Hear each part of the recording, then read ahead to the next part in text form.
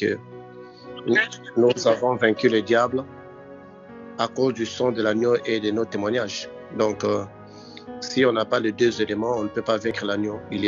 On ne peut pas vaincre plutôt le diable parce qu'il y a de ceux-là qui ont les sangs, mais ils n'ont pas de témoignages. Donc, il leur manque la motivation. Il y a ceux-là qui ont des témoignages, mais ils n'ont pas les sangs de l'agneau. Donc, il leur manque les équipements. Donc, les deux éléments doivent être réunis pour donner plus de lumière et motiver les gens. Si j'ai décidé de faire ce témoignage aujourd'hui, c'est parce que je juge que maintenant, c'est bon pour pouvoir témoigner d'un parcours, parce que le témoignage dans la vie d'un chrétien ne termine pas, et parce que Dieu tous les jours fait encore, mais je vais quand même essayer d'énumérer ça, parce qu'après les temps, nous allons les conserver et à la longue, les gens vont s'intéresser à savoir un peu par où je suis passé pour parler de Christ avec tant de motivation telle que je le fais, avec surtout beaucoup de crainte. Pourquoi est-ce que cette motivation-là? Donc voilà pourquoi j'ai préféré aujourd'hui parler de moi, de mon parcours. C'est ça la motivation en fait. Bien. Alors déjà nous vous remercions pour cette volonté que vous avez de partager cette partie de votre vie avec nous. Et vous avez la parole, s'il vous plaît. Ok, une fois de plus, merci. Je sais que nous avons beaucoup de témoignages dans le corps du Christ. Vous avez déjà entendu presque de tout. Mon témoignage, en fait, est plus centré sur le voie occulte. Parce que lorsque nous voyons dans le schéma du diable, on a aussi comme 5 ministères. Nous avons la sorcellerie, c'est un ministère. Nous avons la magie. Dans la magie, on a toutes les formes de magie, noire, rouge, blanche, etc. Donc nous avons la sorcellerie, nous avons la magie. Qu'est-ce que nous avons? Les occultistes. Nous avons les agents des mondes. Et quoi encore? Il y a un qui manque là. Les satanistes. Donc il y a 5 en fait, 5 ministères, tels que dans le corps du Christ aussi nous avons 5. Bon, la particularité de ce témoignage, je vais beaucoup parler de ce qui se passe et de mon parcours en fait. Donc ça va vraiment aider beaucoup de gens. Donc dans les 5 ministères que nous avons dans les œuvres occultes, tous les ministères fonctionnent différemment. C'est vrai que dans tous ces ministères que vous voyez, ce sont tous soutenus par les œuvres de la magie. Donc, dans l'arbre ésotérique ou l'arbre occulte, le pouvoir principal qui soutient toutes les formes. Donc, la sorcellerie, c'est soutenu par la magie noire. Le sens occulte, c'est soutenu soit par la magie rouge ou blanche ou noire même. Le satanisme, c'est soutenu par la magie noire et rouge, ainsi qu'autres. Donc, les agents du monde, ça veut dire que ce sont des personnes indépendantes. Je vais un peu donner cette différence-là avant de plonger dans mon témoignage, parce qu'aujourd'hui, nous constatons qu'il y a même des chrétiens qui ne savent pas faire la différence entre un occultiste, un sorcier et un sataniste, ainsi que donc, pour donner cette différence, afin de permettre aux gens, quand on va évoluer dans les témoignages, qu'ils comprennent en fait sur quoi mon témoignage est basé. Les sorciers, ce sont des groupements de gens qui travaillent au plan, qui vont dans le monde astral, vous voyez, qui vont dans le monde astral pour effectuer des rituels où ils peuvent le faire physiquement, mais leur force principale est envoyée par le monde astral, par ces démons dont nous appelons vers de l'être. Donc, les sorciers, eux, ils ont pour objectif de prendre soin, de s'occuper, bon, pas de prendre soin, mais de contrôler les affaires à bas niveau plutôt, les affaires familiales, qui va se marier, qui a acheté quoi, qui a fait quoi, vous voyez, tous ces genres des choses, c'est contrôlé par les sorciers. Donc les sorciers, eux, ils se réunissent sur les plans astrales entre eux, les sorciers. Les sorciers n'ont pas de cohabitation avec les démons. Donc quand ils sont dans les plans astrales, c'est juste entre eux, les sorciers.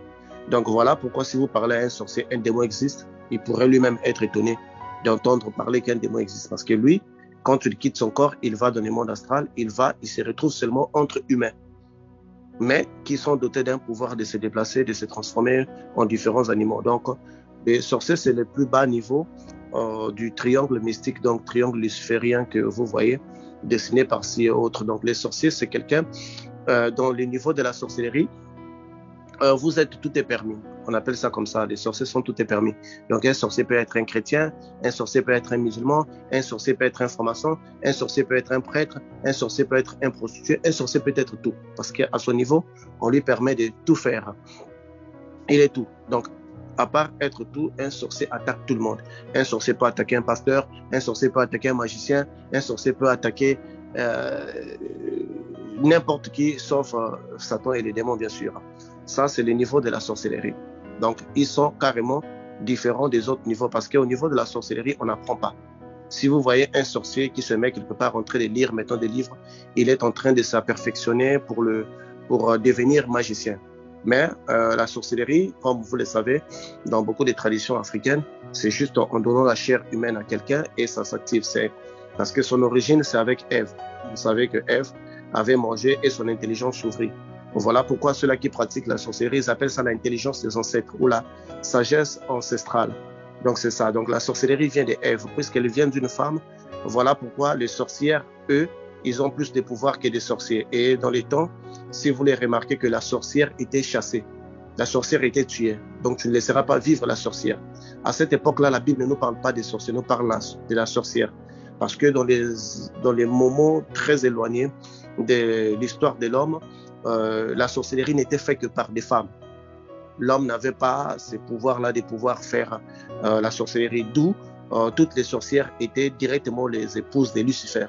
C'est avec les temps, par les besoins de vouloir rendre cet instrument mystique très fort que Lucifer a mis aussi des hommes. Avec les temps, pour vouloir les rendre encore plus forts, Lucifer a mis des petits-enfants et au fur et à mesure que nous allons avec les temps pour les rendre encore plus forts, Lucifer a même mis des animaux dans la sorcellerie. Donc vous voyez, donc les gens qui sont arrivés dans la sorcellerie sont arrivés par ces moyens-là. Donc ça, c'est la sorcellerie. Donc, et puis, à part la sorcellerie, nous avons l'occultisme. Donc, l'occultisme ou les sciences occultes, ce sont des écoles du mysticisme. Ce sont des écoles dans lesquelles une personne vient pour obtenir la connaissance ésotérique. Dans les sciences occultes, nous avons deux dimensions. Nous avons les enseignements exotériques, donc avec XO, et nous avons les enseignements ésotériques, donc avec SO.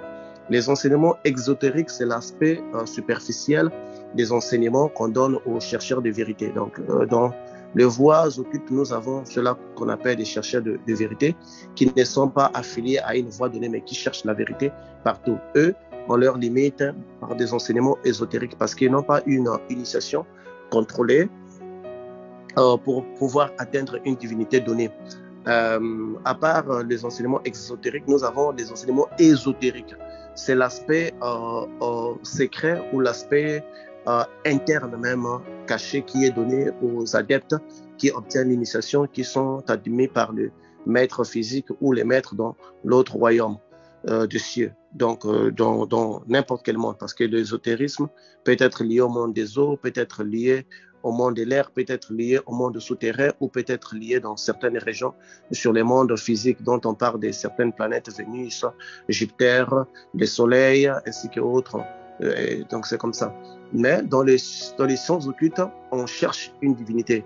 L'objectif des sciences occultes, c'est d'obtenir ou de réaliser une divinité qui se situerait dans un plan donné, qui aurait choisi une personne que nous appellerons les maîtres, qui aurait obtenu l'initiation finale.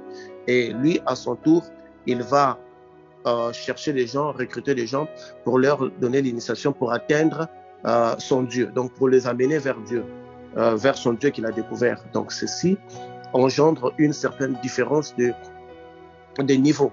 Il y a de ceux-là qui ont fait leur réalisation, il y a des maîtres qui ont fait leur réalisation dans les plans astral, il y a d'autres maîtres qui ont fait leur réalisation dans les plans causal, il y a d'autres maîtres qui ont fait leur réalisation dans les plans mental, d'autres ont fait leur réalisation dans les plans éthériques, d'autres ont fait leur initiation dans les plans atma, d'autres ont fait leur initiation leur réalisation dans les plans Ukakilok, d'autres ont fait leur réalisation dans les plans Alayalok, d'autres ont fait leur réalisation dans le plan Alaklok, Anamilok, ainsi de suite.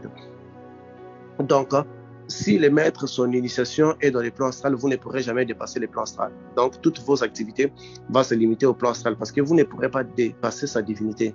Donc, une barrière serait donnée, mise en place pour vous empêcher de traverser la divinité principale qui a engendré la religion. Pour les besoins, c'est que vous allez constater que les occultistes, ils ont tendance à changer des religions. Donc, il était ici, il trouve c'est comme si la chose n'est pas trop forte, et il va mixer avec une autre chose. Donc, ça devient un peu ce qu'on appelle le syncrotisme. Donc, il fait beaucoup de mélanges pour pouvoir dépasser tel Dieu, pouvoir atteindre un certain niveau. Moi, j'étais dans les sciences occultes. Quand on parle des sciences occultes, on ne voit pas forcément la sorcellerie parce que les sciences occultes, rares dans ces aspects, incluent la sorcellerie. Parce que c'est une école qui est centrée sur la supercherie. Pourquoi la supercherie? La personne qui embarque dans les sciences occultes, il aime mentir d'abord en premier, penser qu'il vient de trouver le vrai Dieu, qui va lui emmener à une dimension plus élevée, dans laquelle on fait passer l'Éternel des armées comme étant lui Satan, ou comme étant lui l'ennemi, et Lucifer sous autre nom. Comme étant la divinité maximale. Et vous savez, Lucifer a trois façons de se faire accepter. Si quelqu'un peut l'accepter comme étant Satan, il se manifeste comme étant Satan. Si quelqu'un ne peut pas l'accepter comme étant Satan, il va se manifester à travers d'autres noms. Voilà pourquoi les livres de l'Apocalypse nous parlent de la bête avec 10 têtes. Donc ce sont des différents noms que la bête peut porter.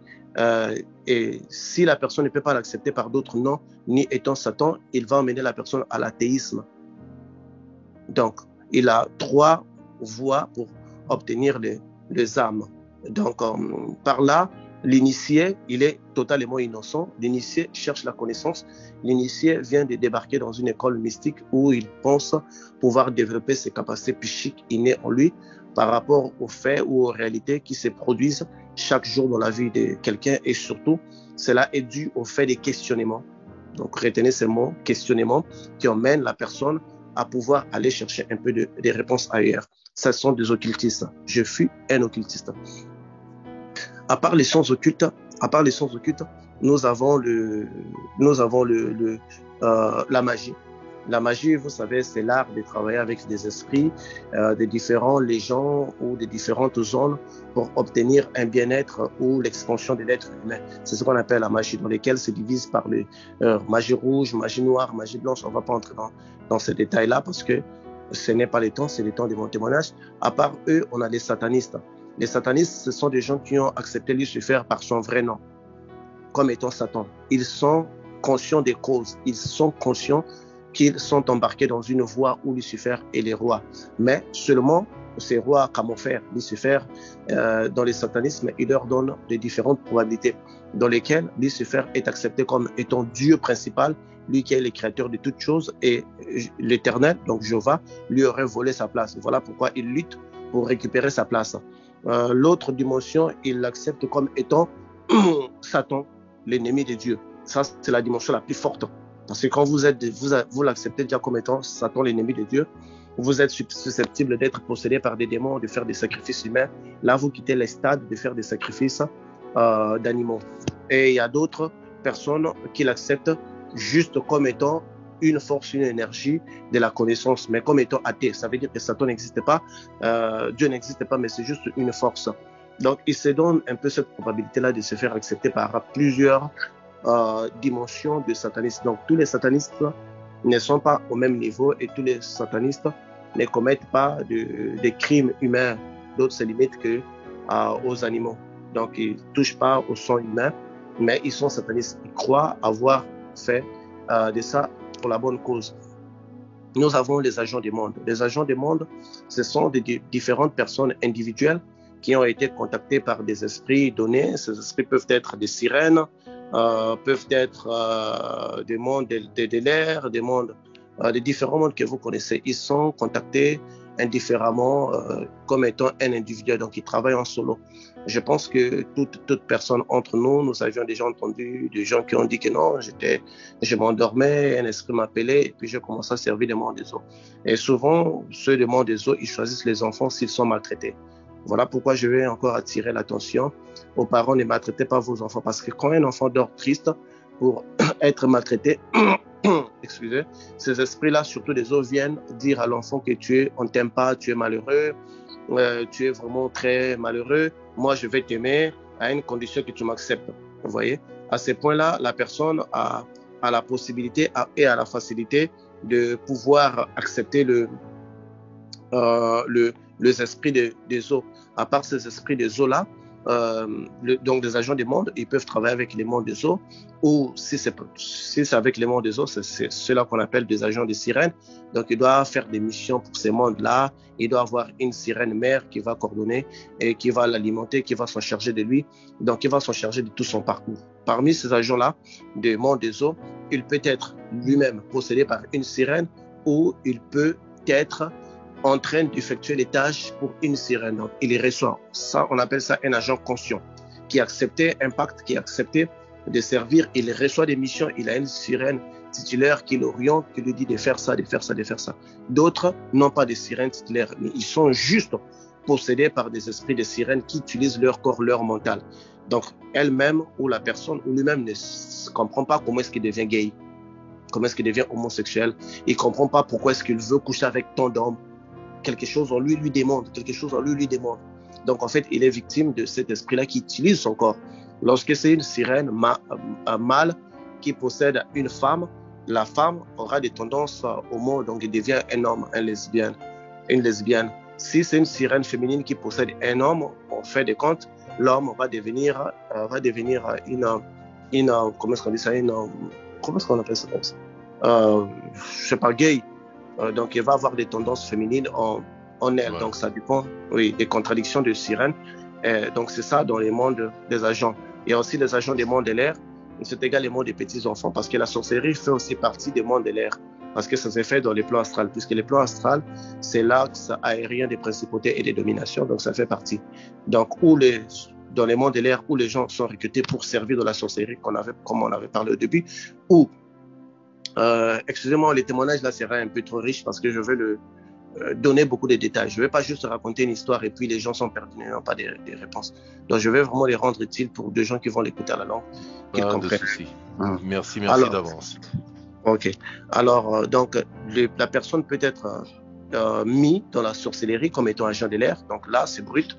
À part ça, les personnes peuvent être recrutées comme étant petit enfant à partir des personnages préférés qu'ils voient dans les films, les Spider-Man, le dessin animé, les Peter Pan.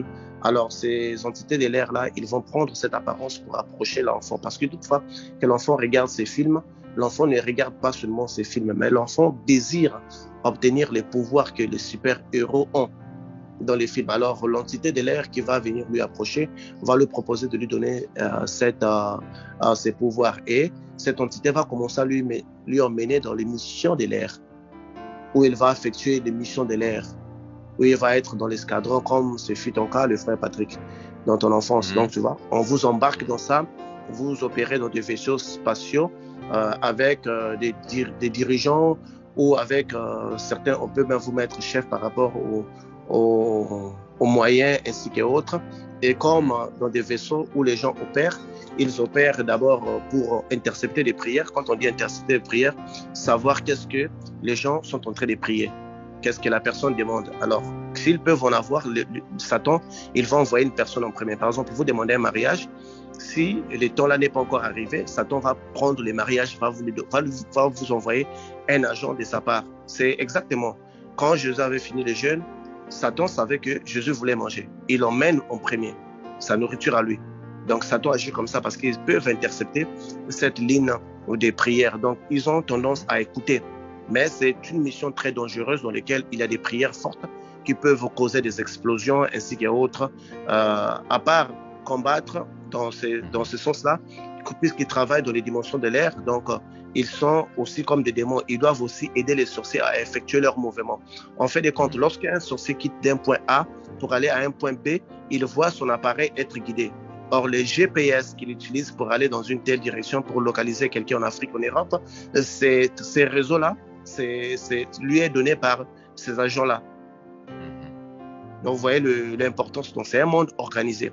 C'est lui donné par ces agents-là qui le emmènent à un tel niveau, qui le emmènent à un tel niveau. Donc, si l'embuscade arrivait, automatiquement, la communication se coupe. Il y a beaucoup de satanistes qui ont constaté quand ils sont en embuscade, ils essaient d'appeler leurs démons fuient et puis ils ferment leur téléphone. Donc, vous les appelez à plus de communication, vous êtes abandonné parce que la communication, les relais qui est fait par ces agents-là qui travaillent, qui sont recrutés dans le monde de l'air, a été coupé. Bon, et ça, c'est pour ceux-là qui sont dans l'axe aérien des principautés de domination. À part ça, nous avons les agents souterrains. Donc, des agents individuels qui travaillent avec les mondes souterrains, dans lesquels, eux, le monde souterrain, comme vous l'entendez, c'est les pouvoirs ancestrales, où la personne est dans la nécromancie. Parce que dans la nécromancie, on a aussi la nécrophilie, dans laquelle la personne est censée avoir des rapports sexuels avec un mort. Cette pratique en France est autorisée et n'est pas condamnable. Et donc, dans la nécromancie, ça veut dire que vous contactez les esprits de vos ancêtres qui vont venir vous chercher. Mais en fait, en réalité, ce ne sont pas les esprits de vos ancêtres. Ce sont des démons qui habitent dans les royaumes souterrains, ou cela peut même être un membre de ta famille mort, mais qui est esclave dans le monde spirituel, qui travaille, et lui peut te contacter parce qu'il est encore esclave. Une fois qu'il aurait épuisé son délai d'existence, donc de 120 ans, nous l'avions déjà expliqué, automatiquement, il ne va plus opérer, vous n'allez plus le voir. Ce sont des agents souterrains. À part tous ces agents de différents mondes que nous avions dit, il y a aussi des agents du monde physique. Ça veut dire que ceux-là qui adorent des montagnes, ceux-là qui adorent des animaux, l'aigle, l'éléphant, vous voyez, ce sont aussi des agents. Mais à part eux, il y a maintenant aussi des agents que nous appelons une part des Illuminati. Les Illuminati, ce n'est pas une religion, comme beaucoup le pensent, c'est juste un groupement qui réunit des personnes occultes et qui occupent des rangs très élevés dans la société, sur lesquels, par eux, ils peuvent bâtir un plan sur lequel le monde va se diriger. Donc, parmi ces Illuminati, il peut y avoir des chanteurs. Pourquoi des chanteurs? Parce qu'ils peuvent influencer les gens par leurs tests. Il peut y avoir des politiciens, il peut y avoir des militaires. Donc, dès que vous atteignez un rang élevé, et si on trouve que votre tâche est importante pour le déroulement ou les progrès du monde satanique, automatiquement, on va vous emmener, on va vous demander de leur rejoindre. Mais dans le parcours par rapport à la tâche que vous allez obtenir, le diable va venir, va vous donner beaucoup de choses, des connaissances, combien il peut vous emmener dans la cathédrale des douleurs. Cathédrale des douleurs, c'est une cathédrale qui se situe dans le monde linéaire.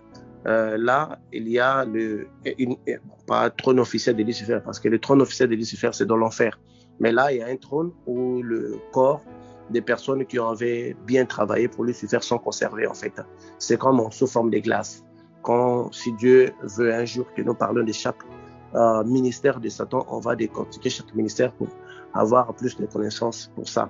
Donc, moi, je suis né d'une famille modeste. Je ne dirais pas pauvre parce que nous avions toujours quelque chose à manger. De mon enfance, ma vie était normale. Je suis né dans un monde j'étais né avec une certaine curiosité spirituelle. Pourquoi? Parce que mon père, dans le passé, il fut dans les sciences occultes, il fut témoin de Jéhovah, il fit beaucoup de choses. Alors, cet héritage-là de mon père était transmis à moi, et par des raisons divines ou par la volonté de Dieu, je suis né avec des capacités spirituelles. Ne vous en faites pas, le diable n'aimait pas les capacités spirituelles à une personne. Il détecte qui a des capacités spirituelles en lui et il les recrute parce qu'il a la capacité de voir qui a ça. Donc, il n'aimait rien. Si le diable appelle quelqu'un dans la sorcellerie, sache que tu as des capacités de Dieu en toi. Si le diable appelle quelqu'un dans la magie, sache que tu as des capacités de Dieu en toi. Il en profite de ce que Dieu a déjà mis en vous. Alors, j'étais né dans une famille tranquille, de nombreux enfants. Ma vie était normale. Tout allait bien. Je suis né dans une famille 100%, à l'époque, c'était 100% catholique, où je voyais mes parents honorer des responsabilités de l'Église. Ma tante était elle-même la responsable des femmes dans le ministère de l'Église, dans l'Église catholique. Okay. Animé de ce désir intense de voir les membres de ma famille appartenir à la religion catholique, et moi aussi, comme tout enfant curieux, je voulais vraiment aussi devenir un prêtre. Alors par là, je commence à fréquenter l'église catholique également, je fais des catéchismes, j'ai obtenu mon baptême, d'abord mon baptême après ma première communion, et puis je me suis aligné pour devenir un servant dans l'église catholique parce que j'étais vraiment trop fasciné avec les choses de Dieu. Je suis devenu servant, comme vous savez, comme tous les servants de l'église catholique, même étant servant, on ne connaît toujours rien et on ne comprend même pas les écrits, on n'a même pas les discernements et on ne lit même pas la Bible. Mais à chaque fois, on est sur le l'autel pour servir avec les prêtres. Alors, j'étais un peu insatisfait de cette réalité-là parce que j'étais un peu tout jeune, tout petit. Je voulais quelque chose d'un peu plus différent. Un jour, pendant que je dormais, j'ai eu une vision dans laquelle je fus enlevé et j'arrive au ciel. Je vois une étendue très vaste, c'était vide. Je vois Dieu qui s'écalpe, qui vient et Dieu me dit que non, dans les jours qui viendront, les gens ne m'adoreront pas, ils adoreront une fausse image. Alors je me suis mis à pleurer dans cette vision parce que le cœur de l'homme devrait se détourner de son vrai créateur. Alors cette chose-là, c'est comme si quand je parlais avec Dieu, c'est comme si il me transmettait la sensation. C'est-à-dire que s'il était énervé, je sentais cette colère. S'il était triste, je sentais cette tristesse. Alors, je fus traversé par cette tristesse. Je pleurais dans cette vision-là. Je me suis réveillé en pleurant. J'ai dit à maman, j'ai rêvé, j'ai vu Dieu. Il m'a dit que le cœur des gens vont se détourner de lui. Ils vont adorer d'autres choses plutôt que lui. Ah, ma mère me dit, mais vous, les petits enfants, vous avez vraiment des rêves terribles. Hein. C'est passé comme ça. À partir de là, de réalité spirituelle, commence à étiquer un peu mon attention. Je me suis dit qu'il y a quelque chose qui doit être là. Et en grandissant, on a eu le premier contact avec les œuvres de la sorcellerie dans toute la famille parce que on ne savait pas, on ne soupçonnait pas. D'ailleurs, dans ma famille, les gens meurent rarement. L'unique personne de ma génération qui est morte, c'était mon neveu parce que lui, il était servant de Dieu. Bon, sa femme, sa petite amie était tombée enceinte en église. Donc, on suppose que il avait engrossé cette femme-là dans la permanence de l'église. Donc, il avait commis l'inceste dans la maison de Dieu. Donc, quand le groupe Spiritualité Chrétienne, par moi, par Patrick ou par le pasteur, j'espère, ainsi que les autres, nous vous disons de ne pas commettre l'inceste à l'église parce que c'est coûteux. Et c'est l'unique personne qui est morte. Dieu l'avait livré à ses ennemis parce qu'il commettait cet inceste-là dans l'église. Donc, dans ma génération, les gens ne meurent pas parce que depuis l'histoire ancienne, mon grand-père n'avait pas d'enfants, n'avait pas plutôt de fils. Il avait toutefois des filles. Lorsqu'un fils naissait, un fils il mourait après un certain temps. Donc, et puis il y a eu un fils, donc difficilement. Et ce fils-là aussi n'a pas vécu pendant longtemps. Donc, dans ma famille, on n'est pas beaucoup d'hommes. Et on vit longtemps, en tout cas, en ce qui concerne nous les hommes. Donc, alors, puisque je viens d'une lignée royale, d'un sang royal, alors, automatiquement, du côté de ma mère aussi, il y avait déjà des liens avec les esprits, parce que vous savez, des rois ou de la lignée royale, ils ont toutefois cette capacité-là en eux. D'abord, cette capacité-là de gérer un royaume.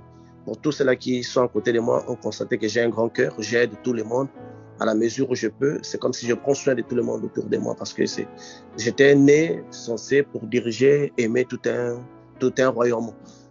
Donc c'était comme ça en fait. Ces pouvoirs aussi de côté de ma mère étaient aussi en état latent en moi. Cela dormait. Vous allez comprendre ça dans mon parcours spirituel. Cela déjà dormait. Ces pouvoirs-là dans mon sang et dormait.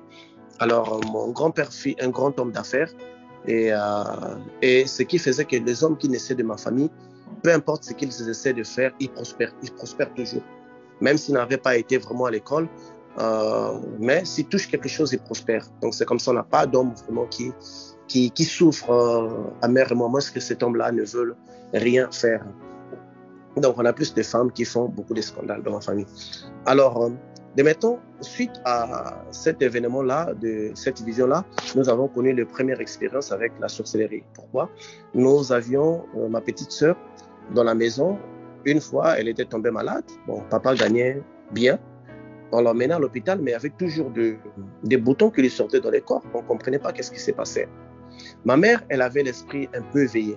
Parce que ma mère, d'après l'histoire de sa mère, donc ma grand-mère, ma mère était morte, après elle était ressuscitée. Après un certain âge, elle avait atteint la folie et on l'emmenait dans des montagnes pour pouvoir les soigner. À partir de là, il y a aussi le pouvoir occulte qui est passé en elle par le traitement traditionnel de magicien ou de voyant, comme vous le voulez.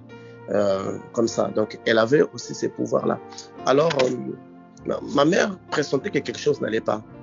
J'avais ma cousine en moi à la maison que je vais taire. Mon nom, elle était dans la sorcellerie. Nous, on ne savait pas qu'elle était dans la sorcellerie parce que c'est quelque chose, dans notre famille, on n'y parlait pas de ça. Alors, ma petite sœur tombe malade et il y avait toujours des boutons dans son corps. On essayait de traiter, ça revenait. On essayait de traiter, ça revenait. Bizarre. Maintenant, une fois, l'amie de ma grand-mère, elle avait le même nom que ma cousine qui habitait avec nous. Elle est venue en colère, elle a appelé ma cousine, viens derrière la maison. Ils sont allés derrière la maison. Ma mère a trouvé ce geste un peu bizarre de voir qu'elle appelle une petite fille comme ça, brutalement, comme s'il y avait un problème. Ma mère va, elle met l'oreille à la fenêtre pour écouter qu'est-ce qu'il causait. De mettons, l'ami de ma mère commence à dire, oh non, pourquoi tu as giflé mon enfant? Pourquoi tu as giflé mon bébé? C'était pas censé comme ça. Il fallait juste nous marier. Donc toi, tu viens... C'était une discussion. Maman ouvre la fenêtre et dit, ah, donc vous êtes sorcier. Il dit, moi, je vais dire ça à ton mari. Le mari de l'ami de ma mère s'appelait Milex. Il dit que je vais le dire à Milex que toi, tu es dans la sorcellerie. Si vous ne m'expliquez pas tout ce qui se passe. Il dit, oh non, tu ne peux pas dire ça, j'aime trop cet homme. Si tu dis, on va se séparer, je vais risquer, je fais tout pour lui, moi, je vais seulement tout expliquer. Et dit à ma mère que non, je suis sorcière, mais j'étais allé dans une réunion une fois, je suis tombé dans l'embuscade, on nous avait tiré dessus, donc j'ai perdu mes yeux, plutôt mes jambes et mes ailes, je ne peux plus voler. Étant dans l'incapacité, moi, j'ai vu ta fille, donc ma cousine, donc l'enfant de la grande sœur de ma mère, et sachant qu'elle avait une sorcellerie forte, elle pouvait marcher, elle pouvait tout faire dans le monde spirituel, je lui ai demandé de me marier avec mon homme la nuit, afin que si on s'est marié la nuit, le jour suivant, il va beaucoup m'aimer. Donc faites attention avec des mariages de nuit là, avec une femme avec qui vous êtes ensemble, vous êtes déjà ensemble, vous rêvez que parfois ce ne sont pas des prophéties. C'est un mariage scellé dans le monde astral. Alors, cet onto-là,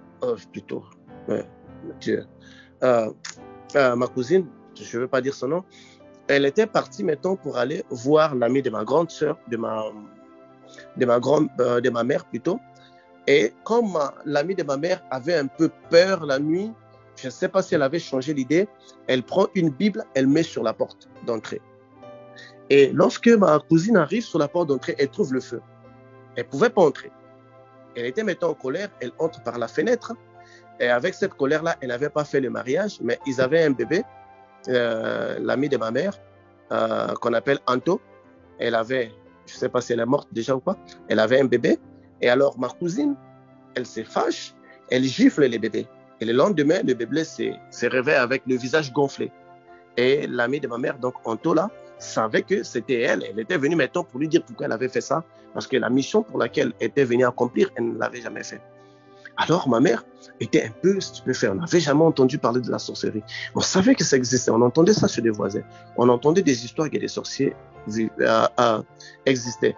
Moi, étant donné, j'étais animé d'une certaine curiosité, d'une capacité intellectuelle qui était un peu hors de commun par rapport à mes amis de mon âge, parce que j'avais des questions que mes amis ne pouvaient pas me répondre et j'avais tendance à causer plus avec des grandes personnes, parce que je me rappelle à l'âge de l'enfance, j'avais déjà un groupe de 40 enfants qui me suivaient tout autour de moi, et même quand je dormais,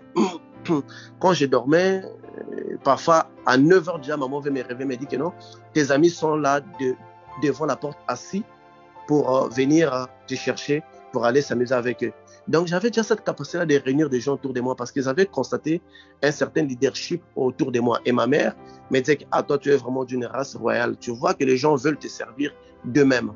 À cette époque, j'étais un peu plus brillant parce que je faisais des choses que les enfants de mon âge ne faisaient pas, dans des petites créations, des dessins. Je suis déjà un dessinateur inné, un artiste et un poète même inné, parce que dès tout petit, déjà, je faisais des poèmes.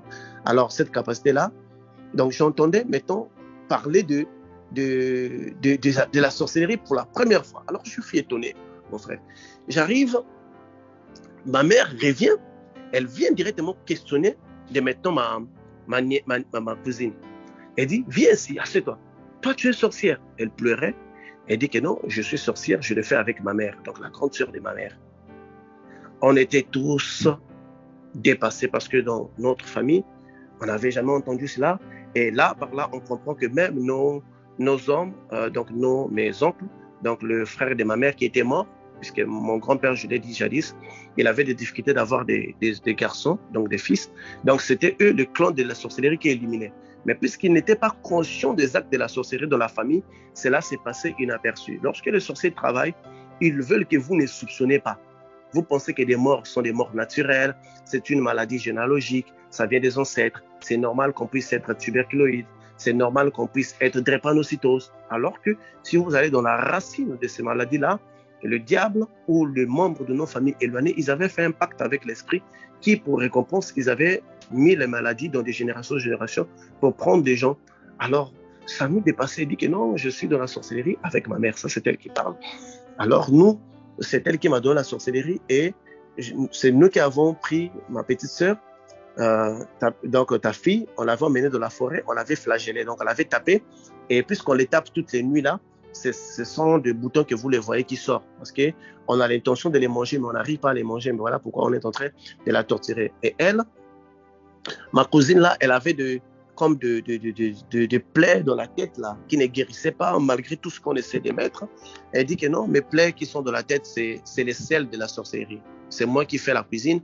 On m'a donné la responsabilité d'avoir les sels. Donc, ces plaies-là que vous voyez, c'est le sel. La nuit, ça se transforme en sel. Donc, voilà pourquoi tout ce que vous essayez, ça ne peut pas guérir. Alors, on a la prétention d'éliminer ta fille. Alors, parce que les œuvres de la sorcellerie étaient dévoilées, ils étaient obligés de lâcher. La pression a été mise. Et c'était pour la première fois que je voyais une famille unie depuis des générations qui commençaient maintenant à se diviser. Ma mère, déjà, qui voyait maintenant que sa grande sœur était dans la sorcellerie. Et les familles se sont vraiment divisées. Mes cousins et moi, c'était maintenant un peu une distance. Alors, je fus éballé par cette réalité spirituelle en disant que non, il y a quelque chose que nous ne voyons pas. Il y a les spirituels tout autour de nous. On ne les soupçonne pas, mais pourtant, c'est une réalité. On les voit. Et on nous révèle même ma toute petite nièce qui était dans notre maison. Elle aussi, elle était sorcière. On savait maintenant que dans la maison, on avait 2 sorciers.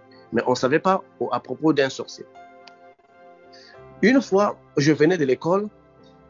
Comment je fus choisi par les esprits? Je venais de l'école, alors que ma mère déjà avait commencé à être malade parce que ma cousine avait dit que ma mère était la prochaine sur la liste. On devrait l'éliminer. D'ailleurs, avant même ma mère, il y avait mon cousin qui était jumeau. Un de ses jumeaux était mort pendant qu'il vivait à la maison, chez nous, parce qu'en sortant la nuit, il avait crié. Et quand maman était allée voir pour lui demander qu'est-ce qui s'est passé, il dit qu'il avait vu une personne très géante dont la tête traversait le ciel, mais la personne était en noir. Il avait crié. Et depuis ce jour-là, elle était tombée malade et jusqu'à ce qu'elle était morte. Alors, je venais de l'école, arrivé devant, vous savez, je suis en train d'essayer de bâcler parce que ce sont des souvenirs de toute ma vie, donc j'essaie de me rappeler au fur et à mesure que j'évolue. Arrivé, alors, puisque maman était déjà malade, puisqu'elle était la prochaine sur la liste, elle était déjà malade, alors le prêtre catholique qui était venu à la maison, il avait invoqué Sainte Rita. Sainte Rita, c'est une entité démoniaque de l'église catholique invoquée comme une sainte qui, quand elle vient, elle a l'odeur pourrie. Elle a l'odeur pourrie. C'est un démon. C'est juste un démon. Elle a l'odeur pourrie. Alors, sa présence dans la maison avait rempli la maison d'odeur pourrie. Et dès maintenant, cette divinité-là, Sainte Rita avait pris une fleur, elle a dit au prêtre de prendre une fleur, elle va donner la fleur-là à la personne qui est choisie. Tout le monde qui était dans la maison n'était pas choisi. Ils n'avaient pas cette capacité spirituelle. Moi, je venais de l'école, j'arrive, j'entre dans la maison, on dit que c'est lui.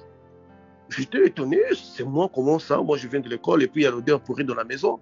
Je sens aussi à l'odeur de l'encens. Tout le monde est assis, c'est comme s'ils veulent faire des cérémonies. On m'a dit que non, Sainte Rita t'a choisi, toi, tu as une capacité spirituelle. Cela m'a encore étiqué. Parce que maintenant, le monde spirituel, c'est comme votre maison. Vous êtes à l'intérieur. C'est comme l'extérieur de votre maison. Vous êtes à l'intérieur de votre maison. Si vous n'ouvrez pas la fenêtre de votre maison, la porte de votre maison pour voir à l'extérieur, toutes les réalités extérieures sont exclues. Même si les voitures passent, même si les voisins balayent, ça, vous ne les voyez pas. Vous allez commencer à voir ça quand vous allez ouvrir soit la porte de votre maison, ou soit la fenêtre de votre maison, ou soit quand vous sortez. Donc, le monde spirituel est autour de vous, mais vous ne le voyez pas parce que vous n'ouvrez pas la porte à cette réalité-là. C'était ainsi. Alors, par ma curiosité, je commençais à ouvrir la porte en me questionnant sur des réalités spirituelles. Alors, jusque-là, avec la maladie de la maman, on ne savait pas que vraiment, c'était toujours aussi les cas de la sorcellerie parce qu'au départ, on a dit que non, c'est les thyroïdes, c'est les goitres, beaucoup de choses, des maladies que le médecin pouvait expliquer l'origine par rapport à l'alimentation de la maman. Mais on ne savait pas que c'était les œuvres de la sorcellerie. Alors, mon neveu qui dormait avec moi, une fois, elle me pose la question. Il me dit plutôt, Tio Patricio, ça veut dire en français, tonton Patricio, tu dors où? C'était une question banale. Tu dors où? Je dors avec lui sur le même lit. Et je me pose cette question-là, je dis, ben, c'est fou ça. Comment est-ce qu'il me pose cette question? Ma grande sœur qui était dans la cuisine a entendu ça, étant un peu plus âgée que moi, elle dit non, viens ici. Pourquoi tu lui poses cette question-là? Oh non, c'était juste pour la blague. Il dit que non, c'est pas de la blague.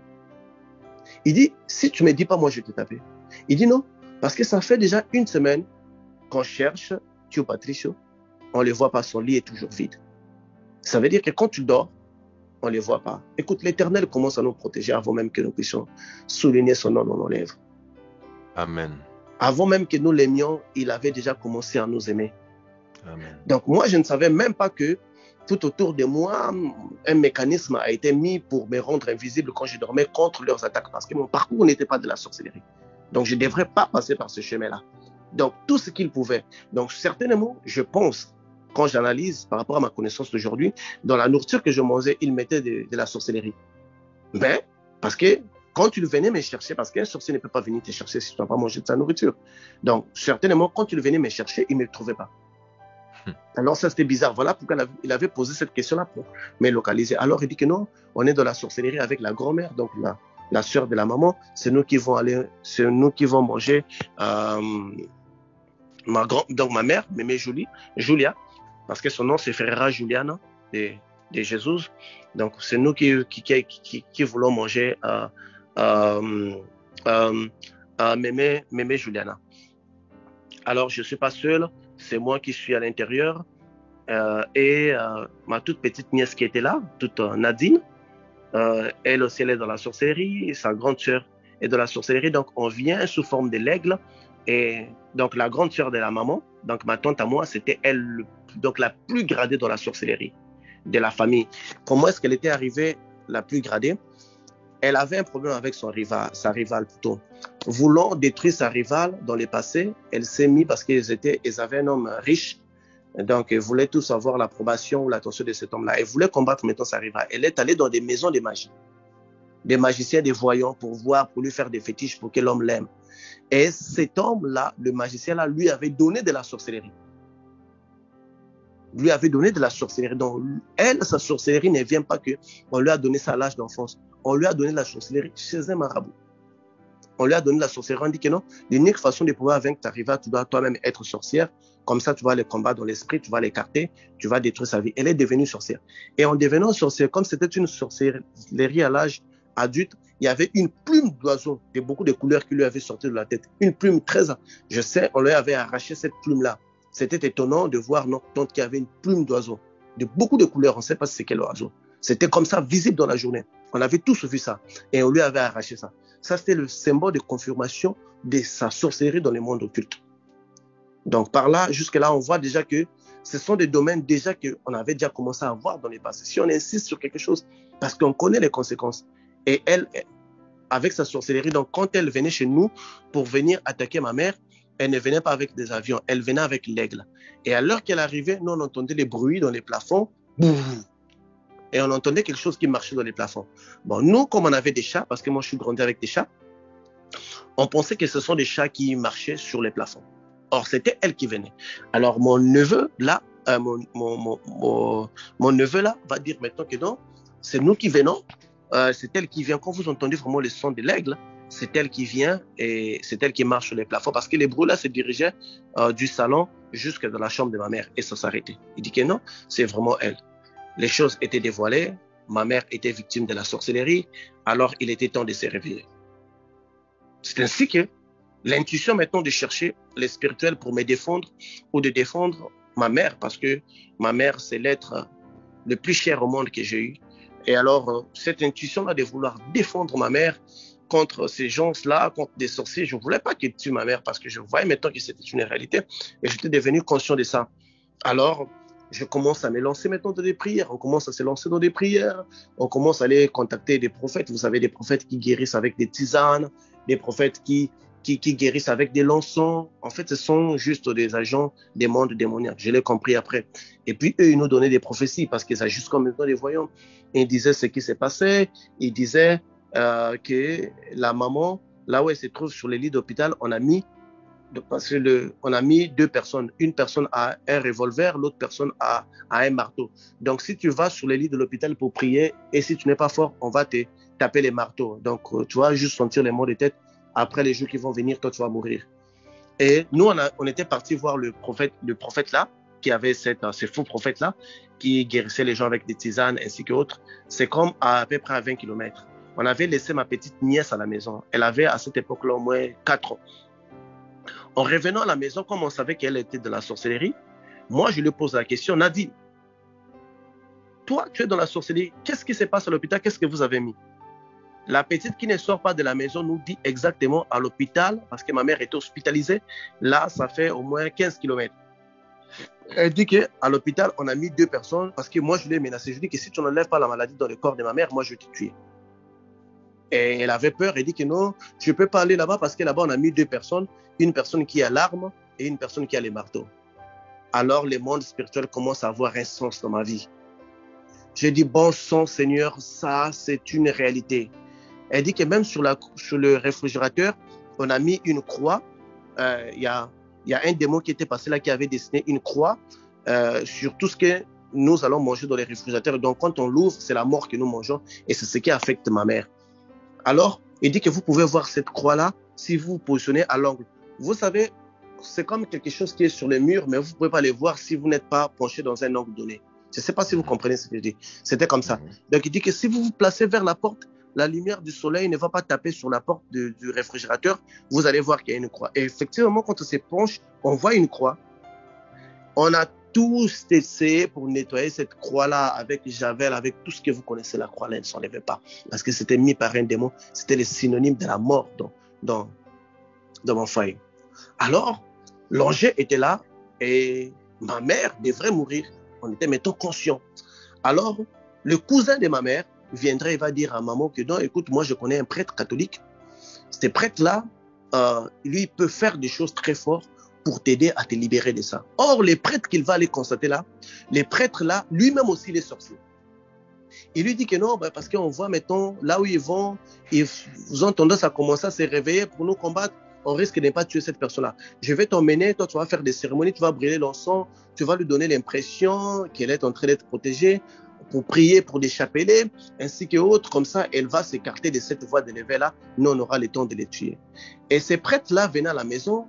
Il a constaté quelque chose de très grand. Ma mère était tellement gentille et tellement bon, un cœur très grand, voulant aider les gens. Il fut touché parce qu'à toute fois qu'elle venait, ma mère malade lui faisait la nourriture. Et si elle partait lui visiter à l'hôpital, ma mère lui donnait la nourriture qu'on lui avait donnée. Et même dans la salle de l'hôpital, maman demandait qu'on fasse le double de la nourriture pour donner aussi aux gens qui étaient dans la même salle qu'elle. Alors le prêtre fut touché par la qualité du cœur de ma mère. Il dit que non, moi je ne peux pas participer à tuer cette femme-là. Il dit, écoute, bon, moi, il dit maintenant la vérité à ma mère. Il dit, moi, maintenant, j'ai les questions à la fin, s'il vous plaît. Les questions à la fin. Je suis dans les témoignages, donc ne m'embrayez pas à répondre aux questions. Il dit non, moi je dois contribuer, c'est un prêtre catholique bien sûr.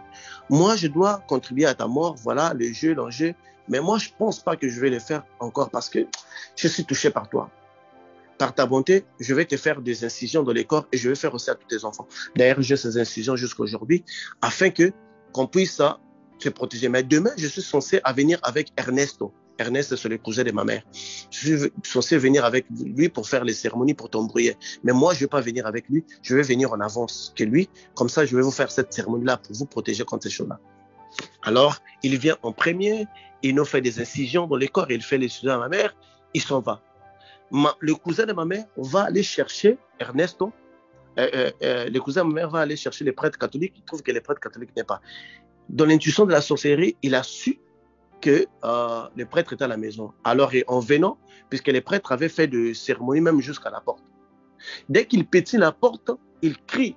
Il dit, ah, Juliana, vous avez mis mato. Juliana, tu m'as tué.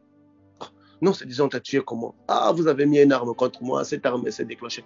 Parce que cet homme-là avait dit que non, les cérémonies que je veux faire, comme on se connaît bien, je vais les faire pour lui. Donc, là, c'était une chose false, non? Alors, il tomba la tête. Ah non, vous m'avez tué, vous m'avez tué. Et jusque-là, il était même mort avant ma mère. Il tomba malade depuis ce jour, il était mort. Alors, tout était maintenant clair. Pour moi, ce n'était plus une lutte que je pouvais lutter avec mon intelligence. Ce n'était plus une lutte que je pouvais lutter avec ma connaissance charnelle. Donc, il s'agissait maintenant de pouvoir mettre en place des archives spirituelles. À partir de là, je commence maintenant à m'intéresser aux choses de Dieu. Je commence à lire la Bible, plus précisément dans les livres de l'Apocalypse, bien étant que je ne les comprenais pas. D'ailleurs, à cette époque-là, un ami de ma mère qui vivait dans l'autre pays, son enfant était venu passer des vacances chez nous. Et cet homme-là, Athos, lui, il était déjà chrétien, il priait déjà. Il avait la parole de Dieu avec lui. Il arrive, il nous a prêché. J'ai aimé la parole parce que j'aimais cette chose-là. J'aimais entendre la parole de Dieu parce que je lisais déjà la Bible. Je ne comprenais pas. Il dit que non, il faut accepter Jésus-Christ. Et j'accepte Jésus. Ça, c'était en 1996. J'étais tout jeune, tout petit. J'accepte Jésus-Christ comme Seigneur et Sauveur. Je commence à aller même participer dans des cultes de certains pasteurs de l'église des réveils. Je m'intéressais à ça. Alors, quand nous avons commencé à prier avec cet homme-là, quelque chose de nouveau s'est changé dans notre maison. Ma grande sœur, qui n'avait pas de vision, elle a eu une vision dans laquelle elle s'est vue la nuit être mariée à un homme. Cet homme-là avait un œil troué, il était sale, vraiment comme un fou dans la rue, avait un œil troué, avait une paire de sandales, et juste comment ça s'appelle ça, ses sandales avaient juste un pied, je ne sais pas comment on appelle ça. Donc, il dit que elle a eu une vision comme ça et on l'avait mariée à cet homme. Quand le matin, elle va à l'hôpital pour aller acheter des médicaments pour ma mère à la pharmacie et emmener les médicaments à l'hôpital, en sortant de la pharmacie, elle voit cet homme-là physiquement maintenant. Cet homme-là, arrive devant elle par l'émotion de voir quelqu'un qu'elle avait vu dans les rêves en face d'elle et la personne tient les seringues de ma mère. Il tient les seringues de ma mère, il ne dit rien. Et elle fut troublée par cette vision-là et cette personne-là. Les gens ont crié fou, Les fous ont fui, elle a abandonné ma soeur. Ma soeur arrive à l'hôpital, démoralisée avec des seringues. Elle dit à maman, je ne veux pas qu'on te pique ces seringues-là parce qu'il y avait ces rêves que j'ai eus. Et exactement, j'ai vu cette personne-là la journée aujourd'hui. Donc, qu'est-ce qui devait être fait?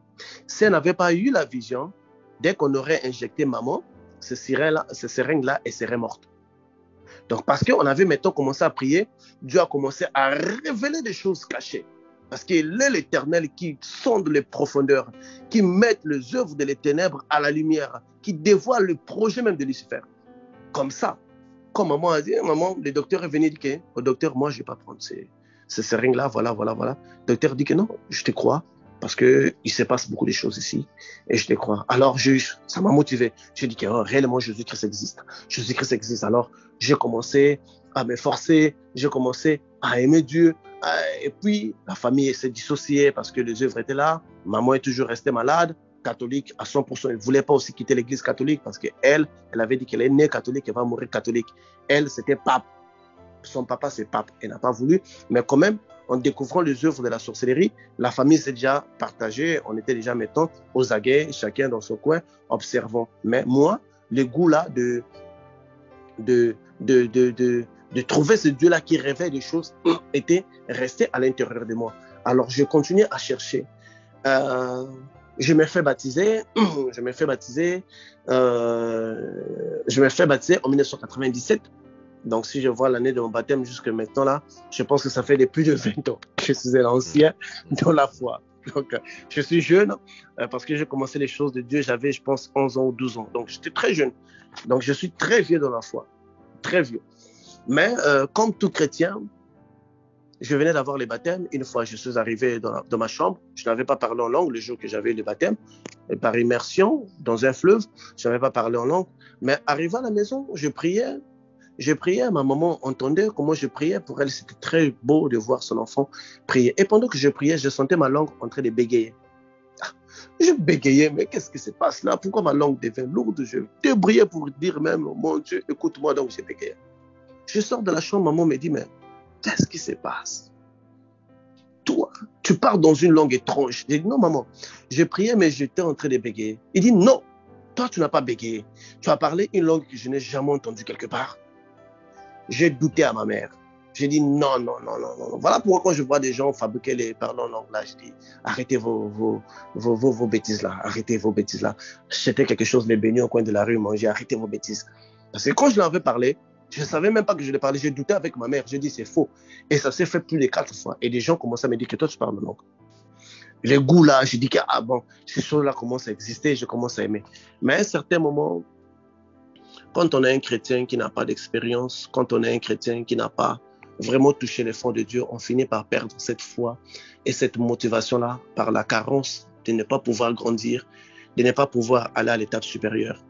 Je suis tombé dans ces mêmes creux que tous les chrétiens, de commencer à me questionner, de voir c'est comme si j'étais stagné, c'est comme si je devrais faire les mêmes choses tous les jours et il n'y avait pas de vision, il n'y avait pas de croissance, il n'y avait pas vraiment de signes d'intimité avec mon Dieu. Et à cette époque-là, moi-même, j'étais un pied dedans, un pied dehors. J'étais un coureur de jupons parce que je me rappelle que c'était moi qui écrivais comment draguer les femmes à mes amis. Donc, j'étais comme leur professeur de comment draguer une femme, comment entrer. Donc, j'étais ce genre de chrétien-là, ni chaud, ni froid, un peu de... Mais je voulais quand même avoir des expériences.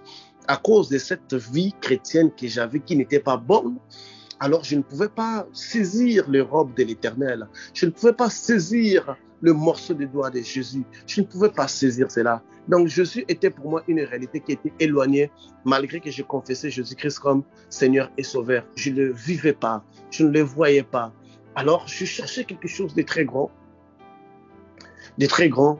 Maman continuait d'être malade, moi je continuais de prier, je comptais sur la bonté de ma mère pour être sauvé des œuvres de la sorcellerie parce que son nom était déjà dans la liste. Son nom était déjà dans le miroir que nous appelons Ordali. Donc même si la pression avait cessé, elle était destinée à mourir. Ça, c'était inclus comme ça.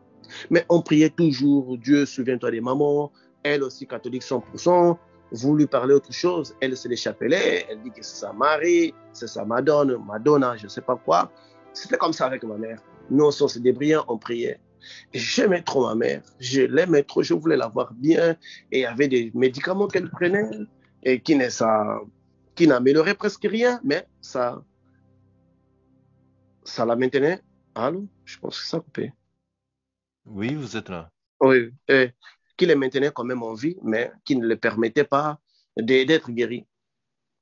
Alors, je quitte la maison de mes parents parce que ma petite amie était tombée enceinte. Bon, je ne voulais pas que ma mère prenne soin de mon enfant. Je voulais moi-même me rendre responsable de mon enfant parce que je me disais que c'est ma responsabilité à moi.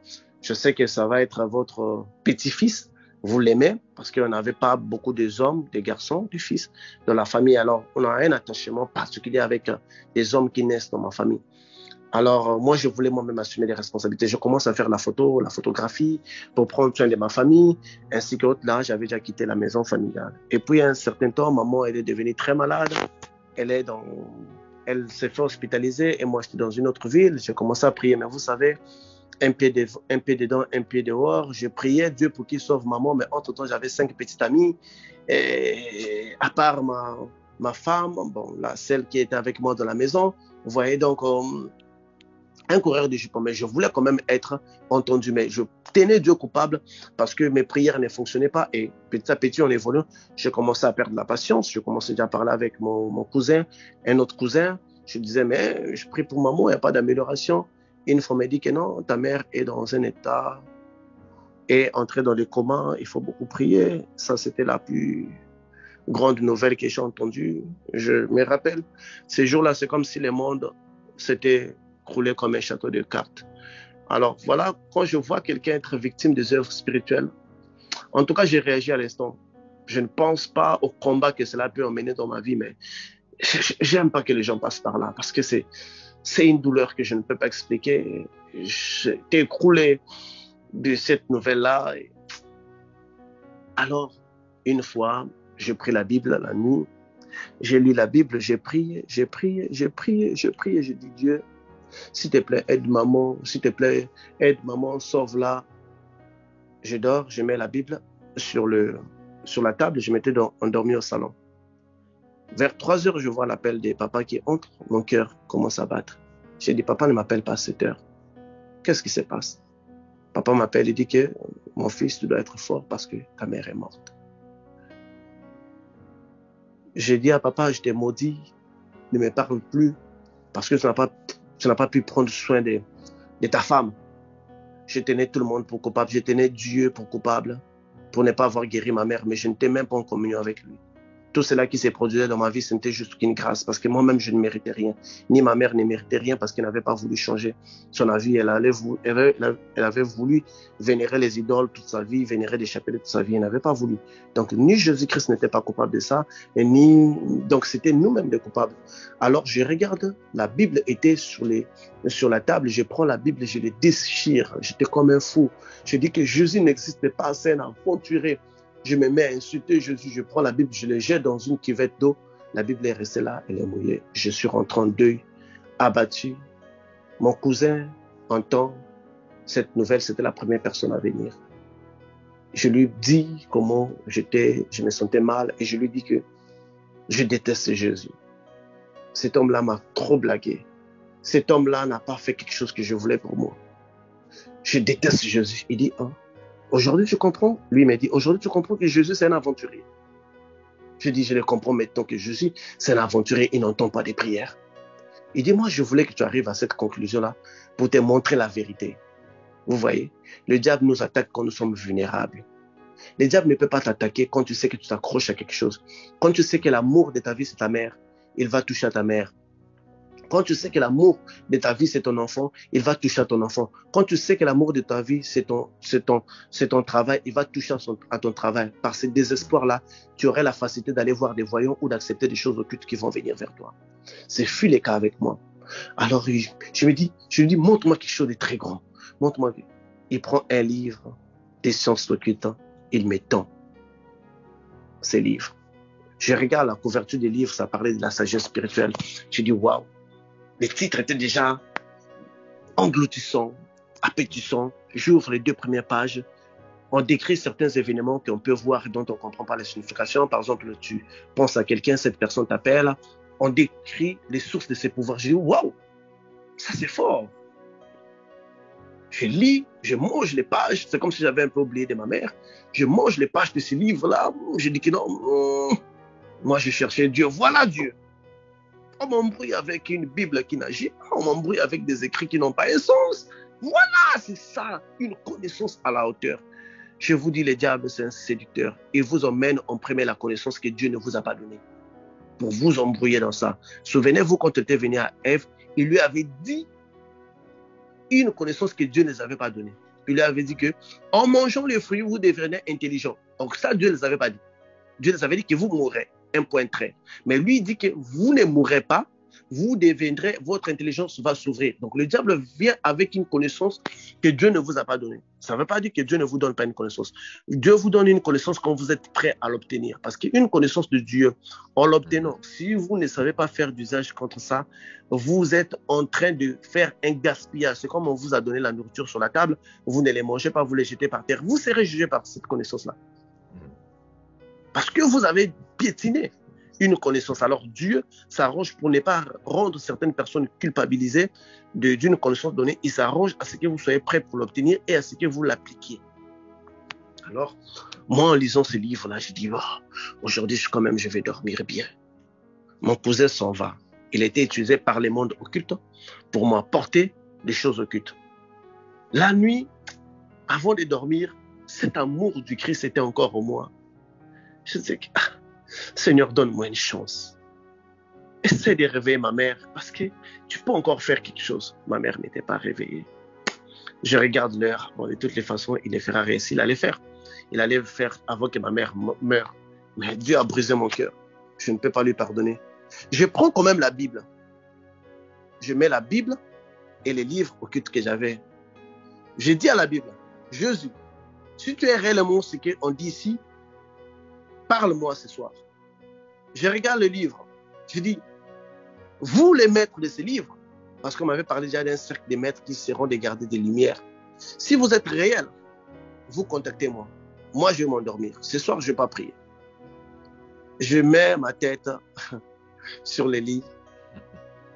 La porte s'ouvre. Jésus se retire parce que je devrais obtenir une leçon. Les déserts. Vous passerez dans la maison du roi Pharaon. Moïse était là passé pour obtenir la sagesse. Daniel était passé dans la maison de Nabucodonosor pour comprendre sa sagesse. Le temps était venu maintenant d'aller voir ailleurs et de comprendre et de combattre ce que je vais combattre dans l'occultisme. Alors, la nuit, je vois des maîtres qui descendent dans ma chambre. Des maîtres éclairés de lumière, pas possible. On les appelle des gardiens des lumières. Ils disent, nous t'attendions depuis longtemps. On était juste là, en train de t'attendre. On attendait que tu prennes cette décision. Aujourd'hui, nous sommes venus pour toi et nous t'assistons. Vous savez, j'avais appelé ce maître par le simple parole en disant un livre.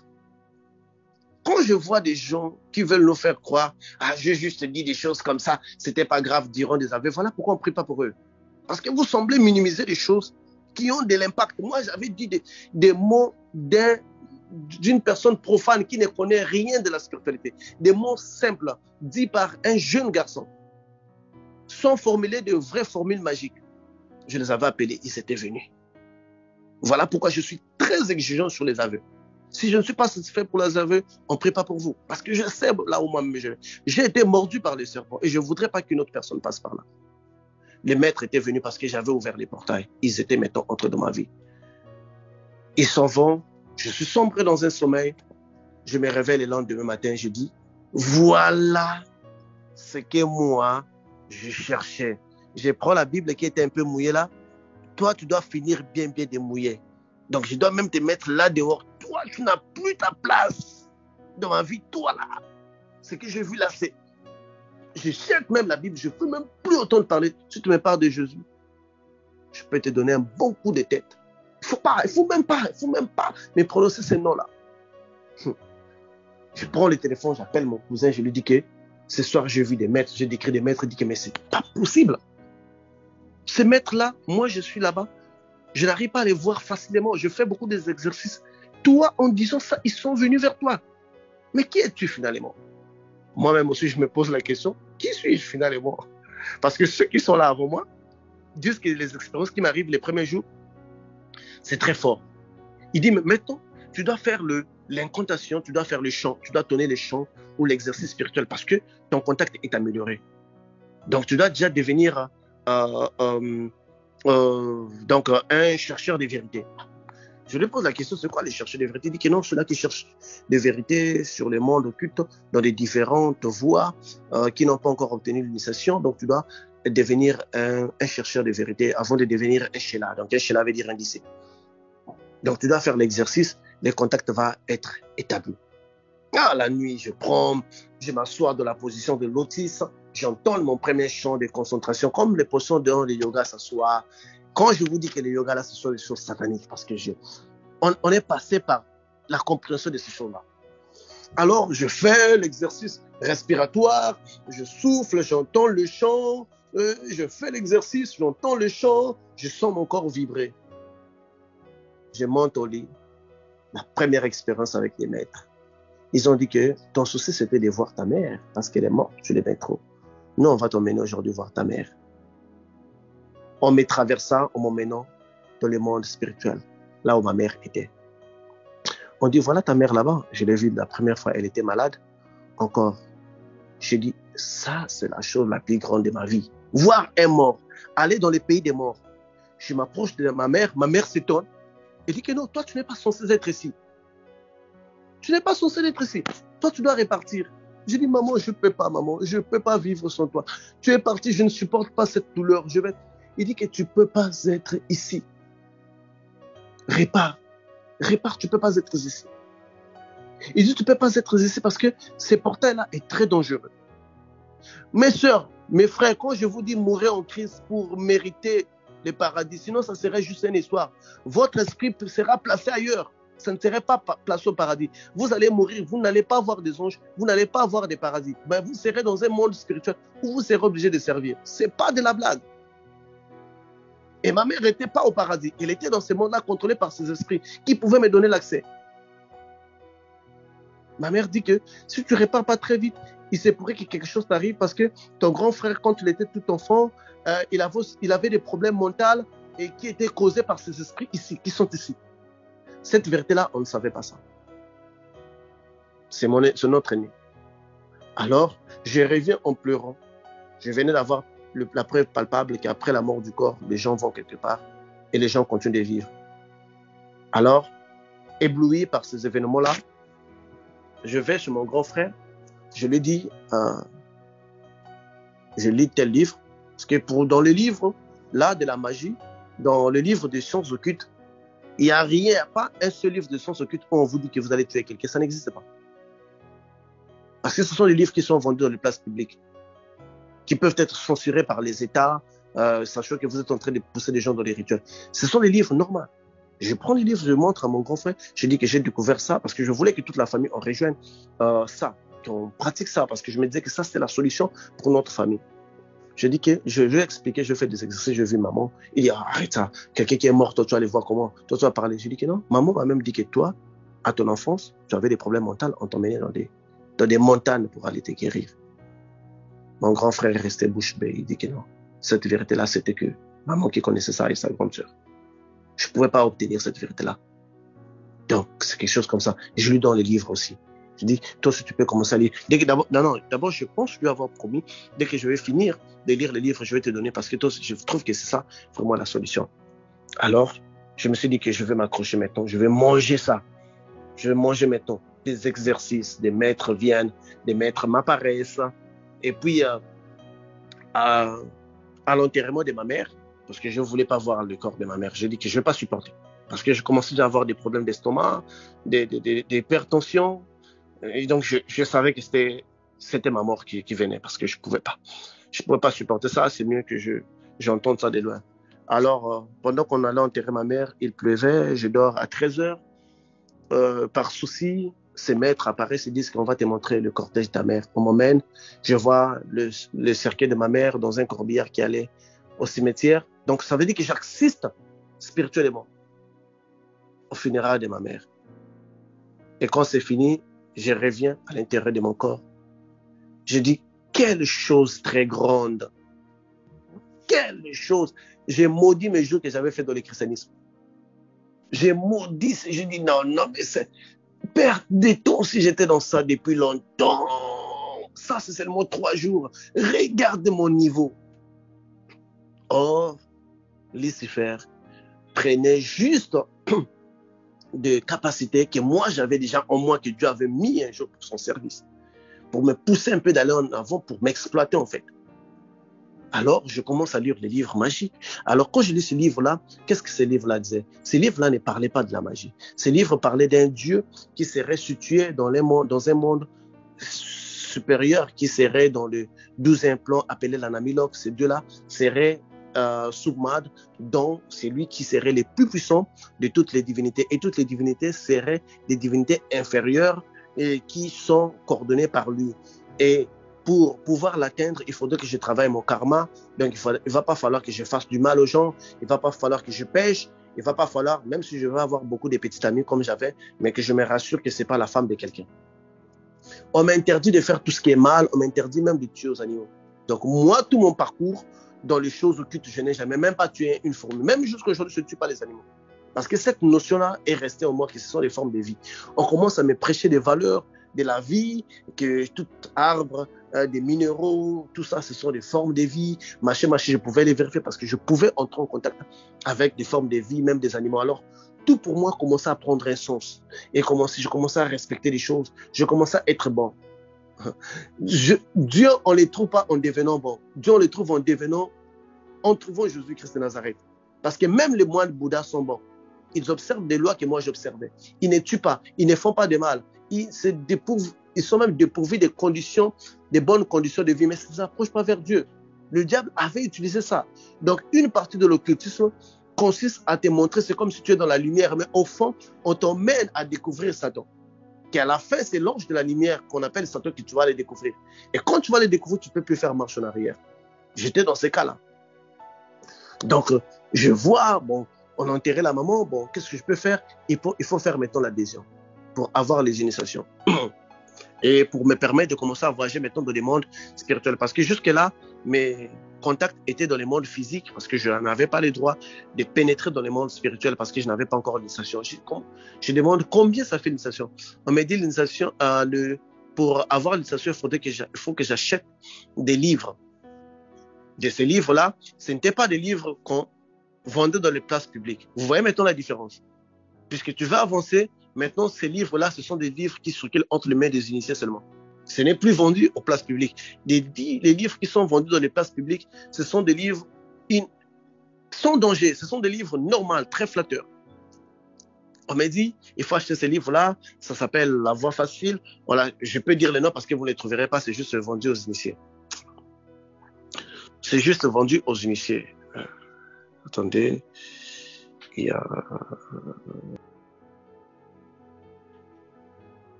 Bon, je crois que le professeur va se reconnecter.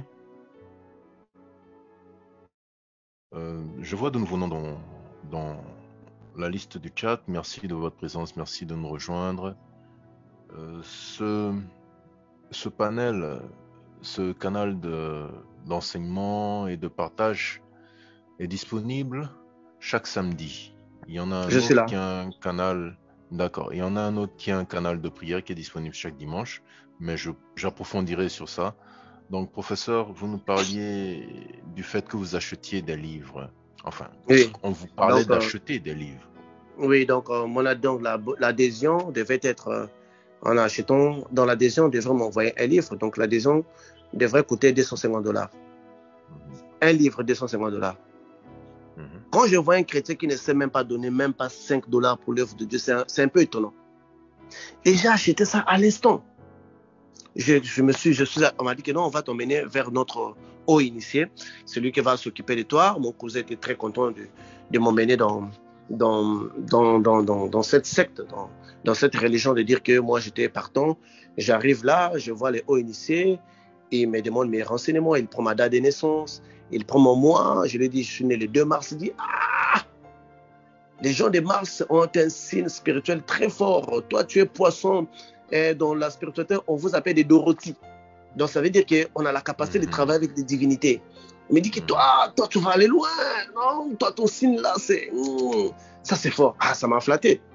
Je dis, les gens qui sont déjà ici, qui s'étonnent de ma présence, qui s'étonnent de ce que moi, je veux devenir, donc j'ai accepté.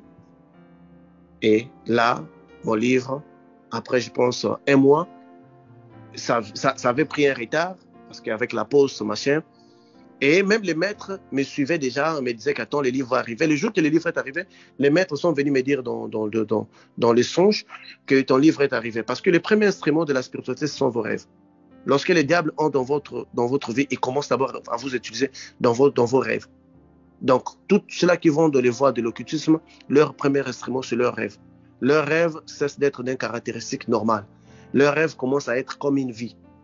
Il m'avait déjà informé que ton livre est arrivé, pendant que même mon nom initial là ne savait pas que mon livre était arrivé.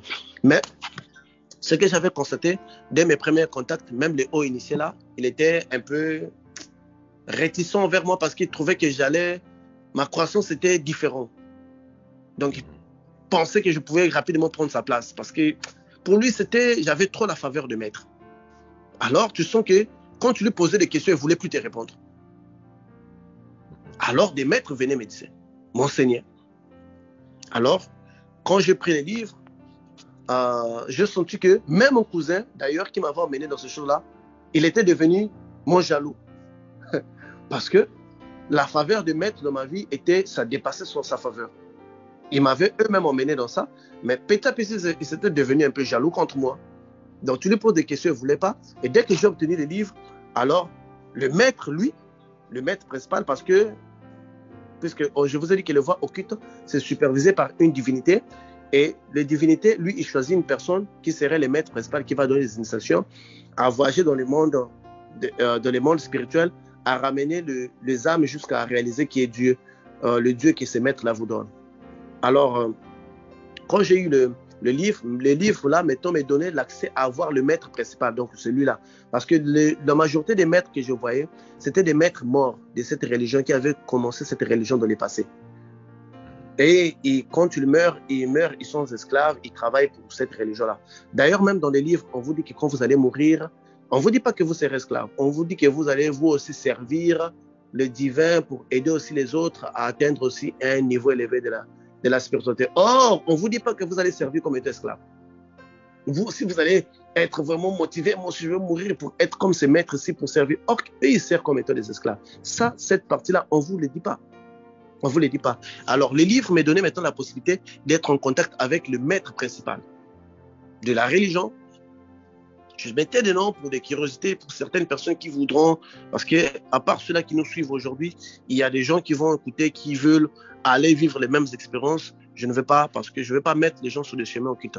Alors, les maîtres principaux, on est censé de les voir que si on obtient le livre initiatique. Quand j'obtiens le livre, alors, mettons, mes leçons devaient être différentes.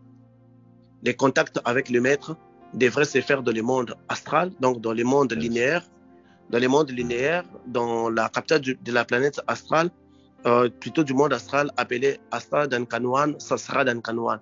C'est la capitale du monde astral. Donc, c'est à ce niveau-là, là où je devrais obtenir. Mais la rencontre devait se faire avec les maîtres dans le monde linéaire.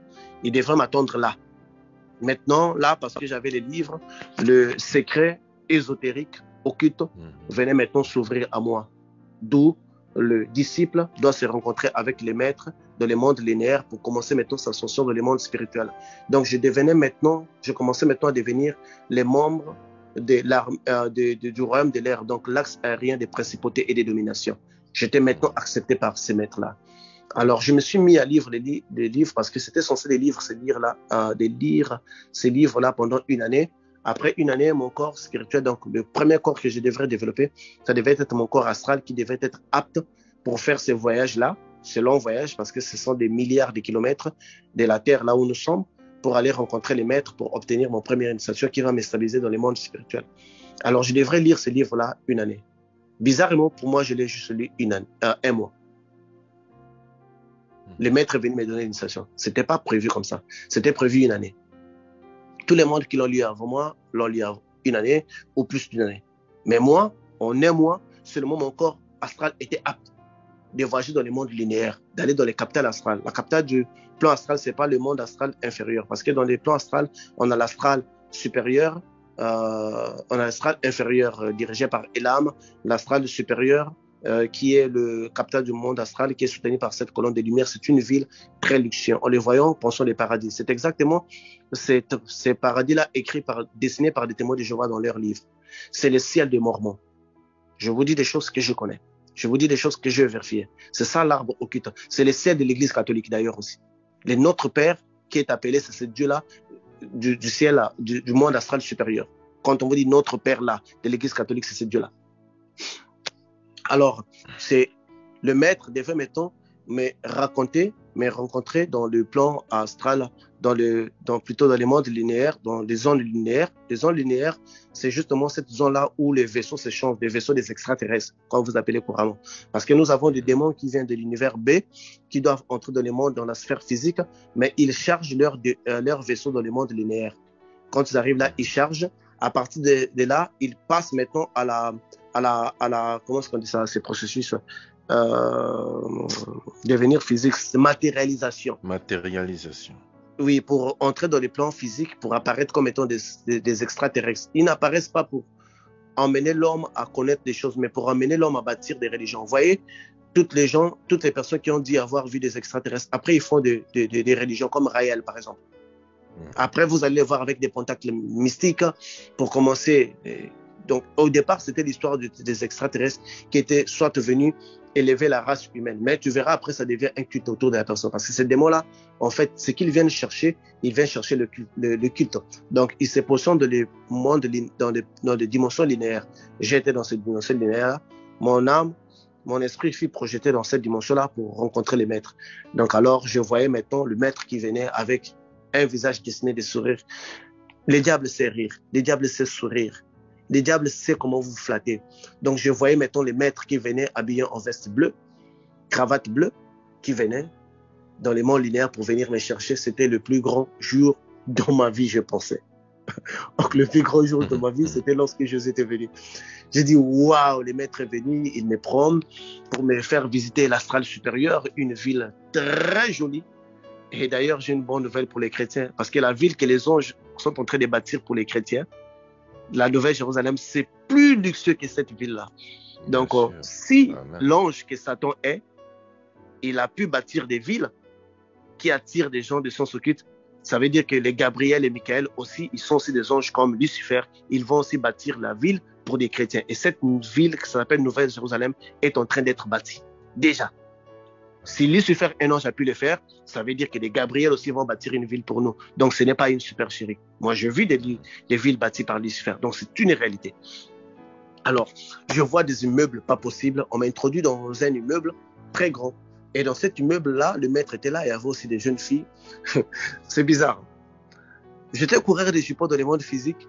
Je ne savais pas que dans l'immeuble-là, il y avait 3 femmes qui étaient là, qui devraient superviser mon initiation dans le monde linéaire, dans le monde spirituel, dans l'axe aérien des prospérités. Une des femmes est tombée amoureuse de moi. Elle dit que, elle dit que les chélas là me plaît beaucoup. Le maître lui pose la question, cet homme-là t'attire, tu le veux? Le maître me regarde, tu le veux? Moi, avec un peu de peur de dire que moi aussi je la veux parce qu'elle était belle, j'esquisse un sourire. Alors cette femme-là était devenue ma femme spirituelle. Vous voyez comment les diables agissent? Cette femme était devenue ma femme spirituelle. Et elle était restée au moins. Elle fut chassée 4 ans après ma repentance. Par un ange également. Donc, des choses que nous acceptons avec facilité deviennent une réalité pour nous. Je regarde la femme, je vois, ça c'est une belle carrosserie, ça, moi ça me ferait. Pensons que ça devait être une femme physique, mais elle devait être une femme spirituelle pour combattre les foyers. Combattre mes relations.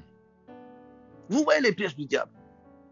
Alors, l'initiation commence. Comment se fait l'initiation? L'initiation consistait à me donner de l'eau à boire. Dès que j'aurais bu cette eau-là, ça veut dire que l'initiation était accomplie. Ça veut dire que j'avais quelque chose du plan astral en moi. Un sorcier, pour être libre dans le plan astral, il doit donner la chair humaine pour lui mettre quelque chose du plan astral en lui. Donc, quand votre enfant mange et boit de l'eau, il a quelque chose du plan astral. Donc, il a, mettons, l'accès. C'est ce qu'on appelle la sorcellerie africaine ou autre. Alors, on me donne de l'eau à boire, je bois de l'eau, et le maître prend une feuille jaune. Or, la feuille jaune est censée donner aux gens qui obtiennent l'initiation pour devenir un haut initié. Et cette initiation, notre haut initié de notre centre, il avait tenu cette initiation-là après 30 ans. Cette chose-là, lui, l'avait obtenue après 30 ans. Vous imaginez? Moi, on me donne ça les premiers mois de mon initiation, cette feuille-là spirituelle. La feuille jaune, ça veut dire les passes pour les mondes spirituels élevés. Donc, à partir du plan Atma, donc à partir du monde éthérique, monde inférieur, le monde supérieur, c'est la feuille jaune qui te permet d'introduire là-bas. Donc, moi, on me donne cette feuille. Cette feuille dont notre haut initié, notre encadreur, plutôt du centre, avait attendu 30 ans pour avoir. Moi, je l'ai eu le même jour. On me les donne, on me dit, rentre. Et quand je rentre, je sens que mon état de conscience change. Ma façon de voir les choses change, ma façon d'accepter les choses change. Et on me fait un lavage cérébral dans lequel on me dit que non, toutes les religions sont des voies qui mènent à Dieu. Tu n'as pas à combattre le franc-maçon, tu n'as pas à combattre le rose-chrétien, parce que tous ce sont des voies. Ça mène vers Dieu. Ils ont choisi une voie différente, mais ce sont des voies de retour. On appelle ça des voies de retour. Donc, tu n'as rien contre eux. Donc, on t'apprend d'abord à accepter toutes les voies occultes, à ne plus faire la guerre avec eux. Le monde spirituel était ouvert maintenant à moi. Les plans astrales maintenant étaient ouverts à moi. Et puisque j'avais reçu la feuille jaune, ça veut dire que je pouvais voyager dans plusieurs dimensions et voir des choses que des gens de mon initiation n'étaient pas censés. Je ne comprenais pas cette faveur-là. Mais alors, comme on dit toujours que le diable, Satan est le singe de Dieu. Lui, il pense manipuler les gens, mais lui-même, il s'est fait manipuler. Donc, il m'a donné des faveurs que Dieu avait besoin pour m'emmener aujourd'hui à démontrer les œuvres occultes dans sa profondeur, ce qu'on appelle les noyaux ésotériques. Alors, par là, j'obtiens cela. Non seulement en ayant cette initiation-là, j'étais admis maintenant dans des écoles spirituelles, parce que dans le monde spirituel, des écoles où on vous donne la connaissance ésotérique. Voilà pourquoi je vous avais dit la différence entre exotérique. Exotérique, ce sont des connaissances superficielles que vous pouvez voir dans des livres. Mais ésotérique, ce n'est pas écrit. Il faut aller dans ces écoles spirituelles-là, couramment appelées des temples de sagesse ou des temples de sagesse d'or dans notre religion. Donc j'étais admis à ces écoles-là d'apprendre le fonctionnement du monde spirituel depuis le monde spirituel. Mais donc, je n'étais pas censé les révéler aux gens jusqu'à ce que de nos jours, comment fonctionne le monde spirituel en réalité, qu'est-ce qui les soutient. Donc, j'avais beaucoup de maîtres. Dans ces maîtres-là, il y avait d'autres maîtres de l'église de Concar, comme des Rebazartas, des Gopaldas, beaucoup de maîtres qui sont vénérés par-ci, par-là, dans plusieurs voies que je vois dans des mondes occultes, ou même dans ceux-là qui font l'angéologie, ou ceux-là qui sont dans des églises qui sont liées à des anges, là. Je vois beaucoup de ces choses-là. Alors, je devrais apprendre par l'âme, on devrait m'apprendre les lois des karma, de la réincarnation, dans lesquelles on me donna l'accès, parce que dans chaque temple de sagesse d'or ou chaque école, il y a une banque de données qui sont des archives akashiques. D'après les sources occultes, cela est dit que non, nos vies passées sont stockées dans cette bibliothèque-là. Donc, tu peux avoir accès à cette bibliothèque-là pour voir tes vies passées. Mes frères, l'homme, il est donné à l'homme de naître une seule fois et de mourir une seule fois. Ensuite vient les jugements. Tout ça, c'est la supercherie. Alors, quand je vais dans les bibliothèques spirituelles, qu'est-ce que je découvre de mes vies passées? Je suis David. Ah! Les gars, là, m'avaient menti. Voilà pourquoi moi, je ne peux pas vivre sans attaquer les diables. Il a des comptes à me rendre. Je crus que j'étais David. Et je voyais, je tirais des flèches, j'envoyais mon fils Absalom, on va attraper la flèche. Moi, tout orgueilleux là, David, ah non, je suis David. On me dit, tu vois, tu fuis David, voilà pourquoi tu as toujours les faveurs. L'homme selon le cœur de Dieu. Maintenant, tu comprends tes faveurs. Tu es toujours selon le cœur de Dieu. Voilà pourquoi on me fait comprendre que tu avais déjà travaillé dans les vies passées. On me dit que David aussi était un occultiste. Et tu n'as même pas vu son fils Salomon. Il regarde l'étoile de Salomon. Regarde Salomon à la fin de sa vie. Il est allé dans les choses occultes. Et même Jésus-Christ lui-même était un occultiste. Son maître s'appelait Zadok. Il lui avait initié en Égypte.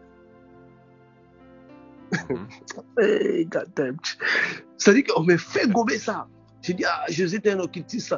On me dit que tu vas faire des choses que Jésus est en train de faire. Actuellement que nous te parlons, Jésus-Christ se trouve dans les plans mentaux.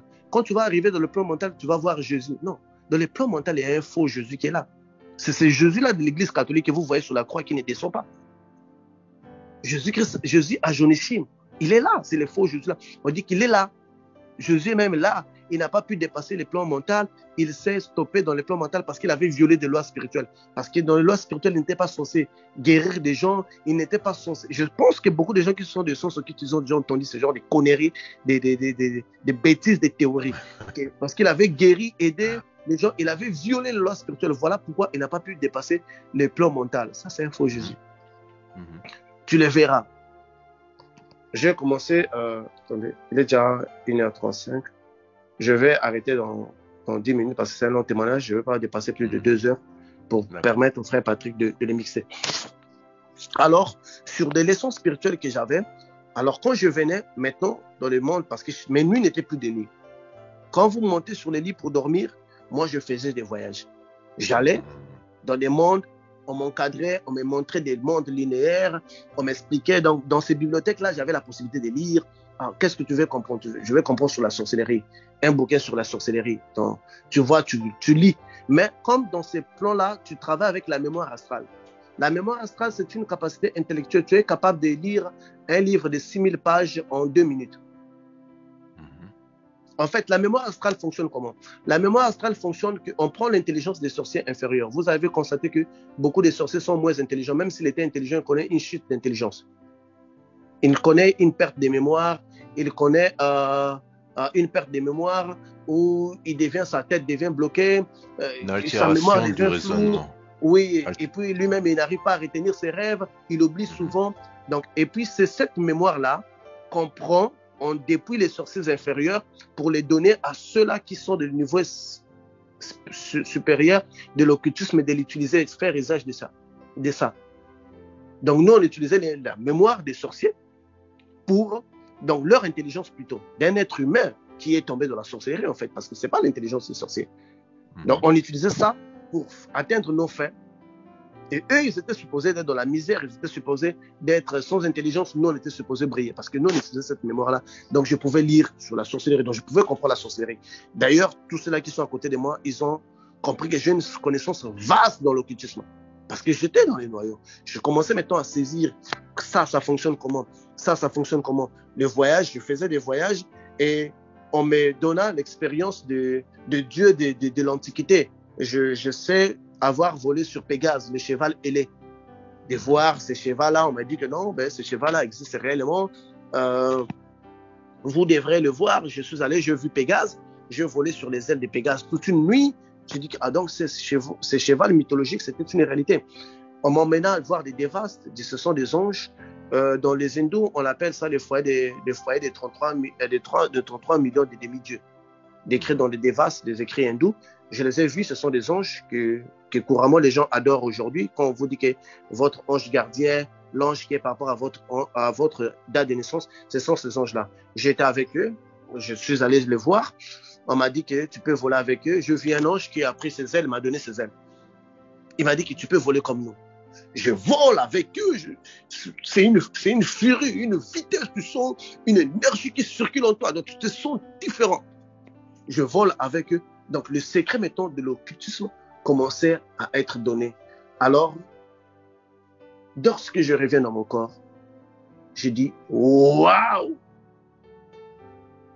Je suis devenu ça. Je détiens une connaissance au-delà de toutes les connaissances. Alors, par là, je commence maintenant à donner les connaissances aux gens que moi j'ai trouvés au centre. Ils ont su que j'avais une connaissance qui dépassait la leur. Alors, je commençais à encadrer mon cousin qui m'avait emmené dans l'occultisme. Il s'est concerné. Je commençais à initier mes amis, à les pousser, à leur pousser dans l'adhésion, à accepter, parce que pour moi, c'était inoffensif. C'était de bonnes choses. Je ne voyais pas, on ne me demandait pas des sacrifices. Mais attention, il y avait des problèmes que moi je traversais. À la place, moi j'ai traversé des problèmes parce que dans les sciences occultes, on te dit que non, tu es en train d'éliminer ton karma. Or, tu n'élimines pas les karmas. Tu portes le fardeau d'une autre personne. Par exemple, celui-là qui est plus évolué, il n'a plus besoin de passer la souffrance ou la galère. C'est toi qui vas porter sa galère, lui va vivre ta paisibilité. Donc, on échange des énergies en fait. Et toi qui es au degré inférieur, on te dit que non, tu es en train d'éliminer les karmas. Quand tu vas grandir, ta vie aussi va s'améliorer. Or, toi, tu utilises leur souffrance. Si eux doivent faire un accident, on transfère cet accident mystique vers toi. C'est toi qui vas faire cet accident-là. Et regardez tous les hauts initiés de l'occultisme. Vous allez voir, ils ont une vie stable. Ils vivent dans les 80 ans. Par exemple, David Rockefeller est mort à 92 ans. Comment expliquer un grand sataniste comme lui arrive à ça? Parce qu'il utilise les énergies des autres personnes, des néophytes. Et même le maître, qui est censé, qu'on appelle le fils de Dieu, qu'on appelle l'avatar, donc l'homme Dieu, qui est censé de nous donner les initiations ou de nous faire voyager, qui m'avait donné l'initiation en fait. Lui-même aussi utilise notre énergie. Vous donnez votre énergie. Vous, on vous dépouille. Vous mourrez pauvre. Vous êtes dans les sciences occultes. On utilise vos énergies pour ceux-là qui sont dans le degré supérieur. Alors, on commence maintenant la phase de voyage de l'âme. Donc, la phase de voyage de l'âme, c'est une phase qui consistait à aller dans les mondes un peu plus au-delà de ça, mais non en utilisant les corps astrales, mais en utilisant les corps de l'âme. Les corps de l'âme est supérieur au corps astral. Donc, nous allons approfondir ça à la prochaine séance. Oui, je vais approfondir ça à la prochaine. Note ça comme ça, tu vas revenir, parce que je m'aimerais rendre ce témoignage tellement riche que si quelqu'un tombe dans ça à la longue, même s'il est dans l'occultisme, il serait d'accord avec moi et ça va lui aider à changer un peu des idées. Alors, je venais, je commence à rentrer, mais mes voyages, donc en moins d'une année déjà, j'effectuais déjà des choses pas possibles dans les sens des découvertes en fait. J'étais allé dans les sens occultes, non parce que je voulais m'enrichir, j'étais allé là parce que je voulais la connaissance. Je voulais comprendre qui est Dieu dans sa réalité. Donc je n'avais pas autre intention que ça. Donc c'était ça et il savait que pour les maintenir ici avec nous, nous devrons lui donner. Mais après une année d'évolution, quelque chose s'est passé. Pendant que je faisais le voyage de l'âme, une voix a parlé, m'a dit que cette voie que tu es en train de suivre, c'est de la magie. Je ne suis pas dans ça. Oh, je reviens physiquement, je contacte notre dirigeant du centre. Je lui dis, il y a quelque chose qui s'est passé là. Pendant que je fais le voyage, une voix m'a dit que je suis en train de faire la magie. Est-ce que moi je suis en train de faire la magie? Il dit, oh non, ça peut être l'ennemi de Dieu. Donc Satan, calme Niraja. Ah, les gars, là, est un acteur. S'il y a un comédien, Satan est un vrai Tintin comédien. C'est-à-dire qu'il change des rôles. Il dit que non, ça c'est Satan, il ne faut pas écouter la voix là. Or que la voix là, c'était Jésus qui avait commencé à parler. Il dit que je ne suis pas dans cette voix. Mais j'ai dit, mais est-ce qu'on ne peut pas bloquer ça? On a écrit des centaines de lettres. On a écrit des lettres plutôt au centre, là où le maître lui-même vit. Le maître principal, il est aux États-Unis. Il est ici avec nous aux États-Unis. Et donc, là où lui-même vit, on lui a donné pour lui signifier que quelque chose arrive, pour bloquer ça dans mon corps spirituel afin que je ne reçois pas. On avait appelé ça à l'époque des interférences. Toute une loge n'a pas pu bloquer la voix du Christ. Avec tant de maîtres qu'on a dans le monde spirituel, on n'a pas pu bloquer la voix du Christ. On n'a pas, parce que voilà comment se faisait le voyage de l'âme. Le voyage de l'âme se faisait, il faudrait que le maître vienne te chercher. Mais qu'est-ce qui se passe? Dans les sens occultes, on va te dire, par exemple, le maître est omniscient et omniprésent. Il est partout à la fois. En fait, il n'est pas partout à la fois. Il y a des initiés qui sont dans les sens occultes qui sont morts avant. Leurs esprits sont utilisés avec l'image du maître. Ils vont se calquer partout là où le maître veut être. Le maître veut être avec Patricio, le maître veut être avec Patrick, le maître veut être avec la sœur Jenny, le maître veut être avec la sœur Andrea. Ils vont tous nous apparaître la nuit à des endroits différents, à faire le voyage de l'âme avec tout un chacun dans des coins différents. Vous aurez l'impression de penser que le maître est partout à la fois. Mais il n'est pas partout. Ce sont des êtres, des esprits qui sont calqués à son image, qui se personnifient avec sa personnalité. Vous donnez l'impression qu'il est partout à la fois. Mais lui n'est pas partout à la fois. Et comme résultat, on nous exigeait de faire un rapport écrit de nos expériences. Bon, écoutez, s'il était avec nous, pourquoi il ne saurait pas ce qui s'est passé dans nos corps? Donc, on devrait lui faire un rapport écrit chaque fois pour qu'il puisse contrôler, pour voir si les évolutions marchent bien. Nous, tu sais, quand tu es borné de sens occulte, tu ne te poses pas de vraies questions. Nous, on disait, ah, il est potent, il est puissant. Donc, parce que c'était lui le plus puissant, d'après nous, parmi des maîtres qui vivent sur Terre. Donc, nous, on le croyait comme ça, et on prenait des choses comme ça, et on faisait des rapports.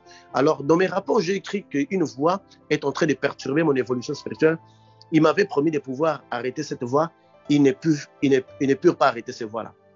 Alors, puisque quand Dieu parle, il doit vous démontrer que ce que vous êtes en train de faire, ce n'est pas bon.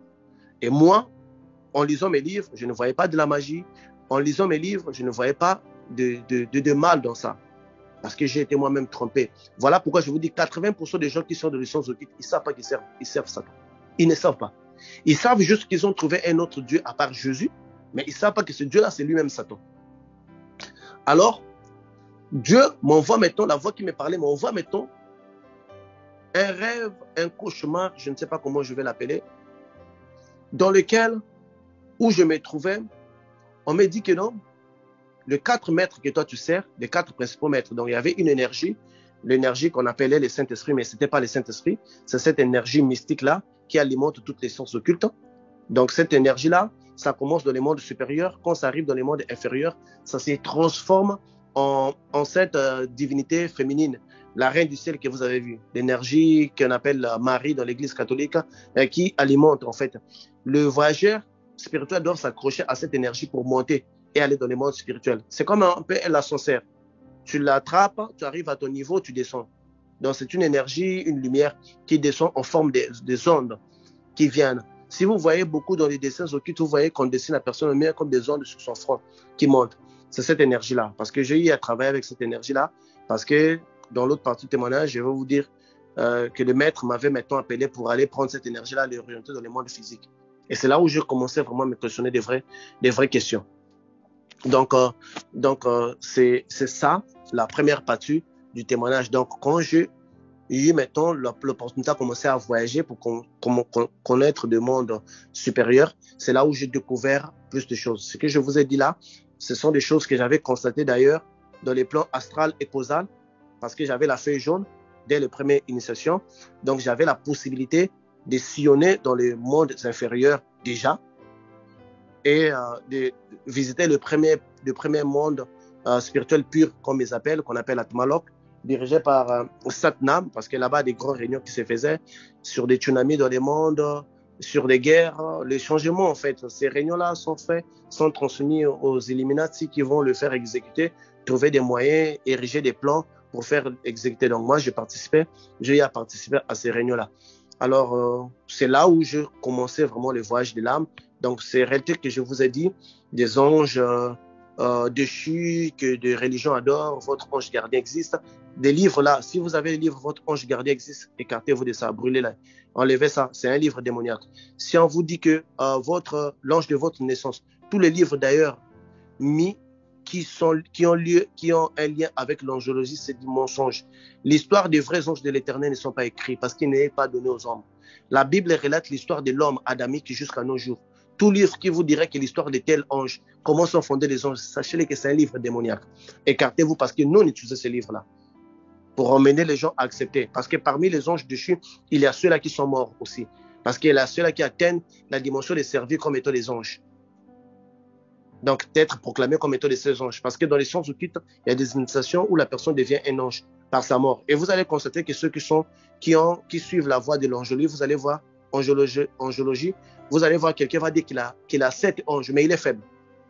Il a 7 anges, il galère, il a 7 anges, son visage c'est comme les rhinocéros, il a 7 anges, sa vie ne s'en sort pas, il a 7 anges, les sorciers lui donnent encore le masque de vieillesse. Parce que ce ne sont pas des vrais anges, ce sont des morts, et ce sont des anges impuissants. Vous allez voir qu'il a beaucoup d'anges, mais sa vie ne marche pas. Mais un seul ange de l'Éternel est capable de changer toute ta vie. Donc ça, je l'avais découvert dans les plans astral et causal durant mes initiations. Donc, le samedi prochain, je vais aller encore au deuxième niveau jusqu'à ce que je vais arriver comment est-ce que j'ai trouvé Christ. Je vous fais part de cette première partie du témoignage, qui est mon témoignage, qui, pour l'amour de Dieu, si vous avez des gens qui sont dans l'occultisme ou qui vont vers l'occultisme, envoyez leur témoignage, partagez ça, ça va les aider. C'est une responsabilité. Si vous avez pris le temps de venir écouter ça et vous ne les partagez pas, Dieu va vous demander un compte. J'ai passé des années dans l'occultisme pour vous dire ça aujourd'hui.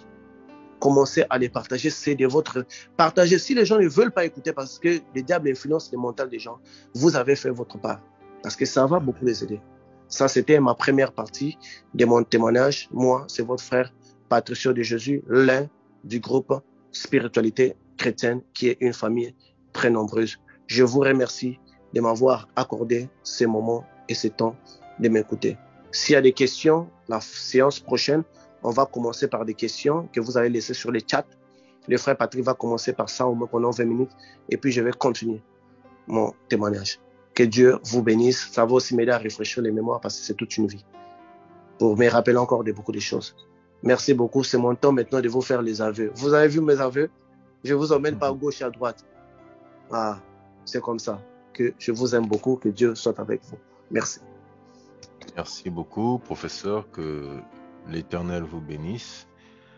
Alors, peuple de Dieu, c'était très palpitant. Je ne vois pas encore vos questions. Peut-être n'y a-t-il pas de questions. Si vous en avez, c'est le moment de les taper, de les envoyer rapidement, que je puisse les enregistrer pour la séance prochaine. Donc la séance prochaine, nous les aborderons et nous répondrons. Vous pouvez taper vos questions, s'il vous plaît.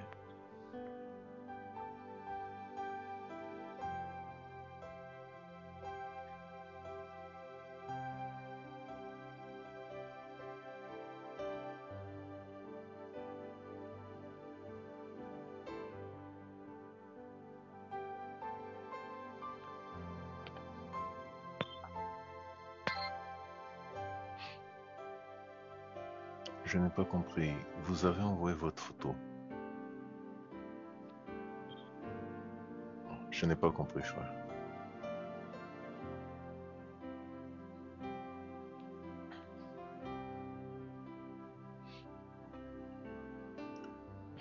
Il nous reste environ 3 minutes.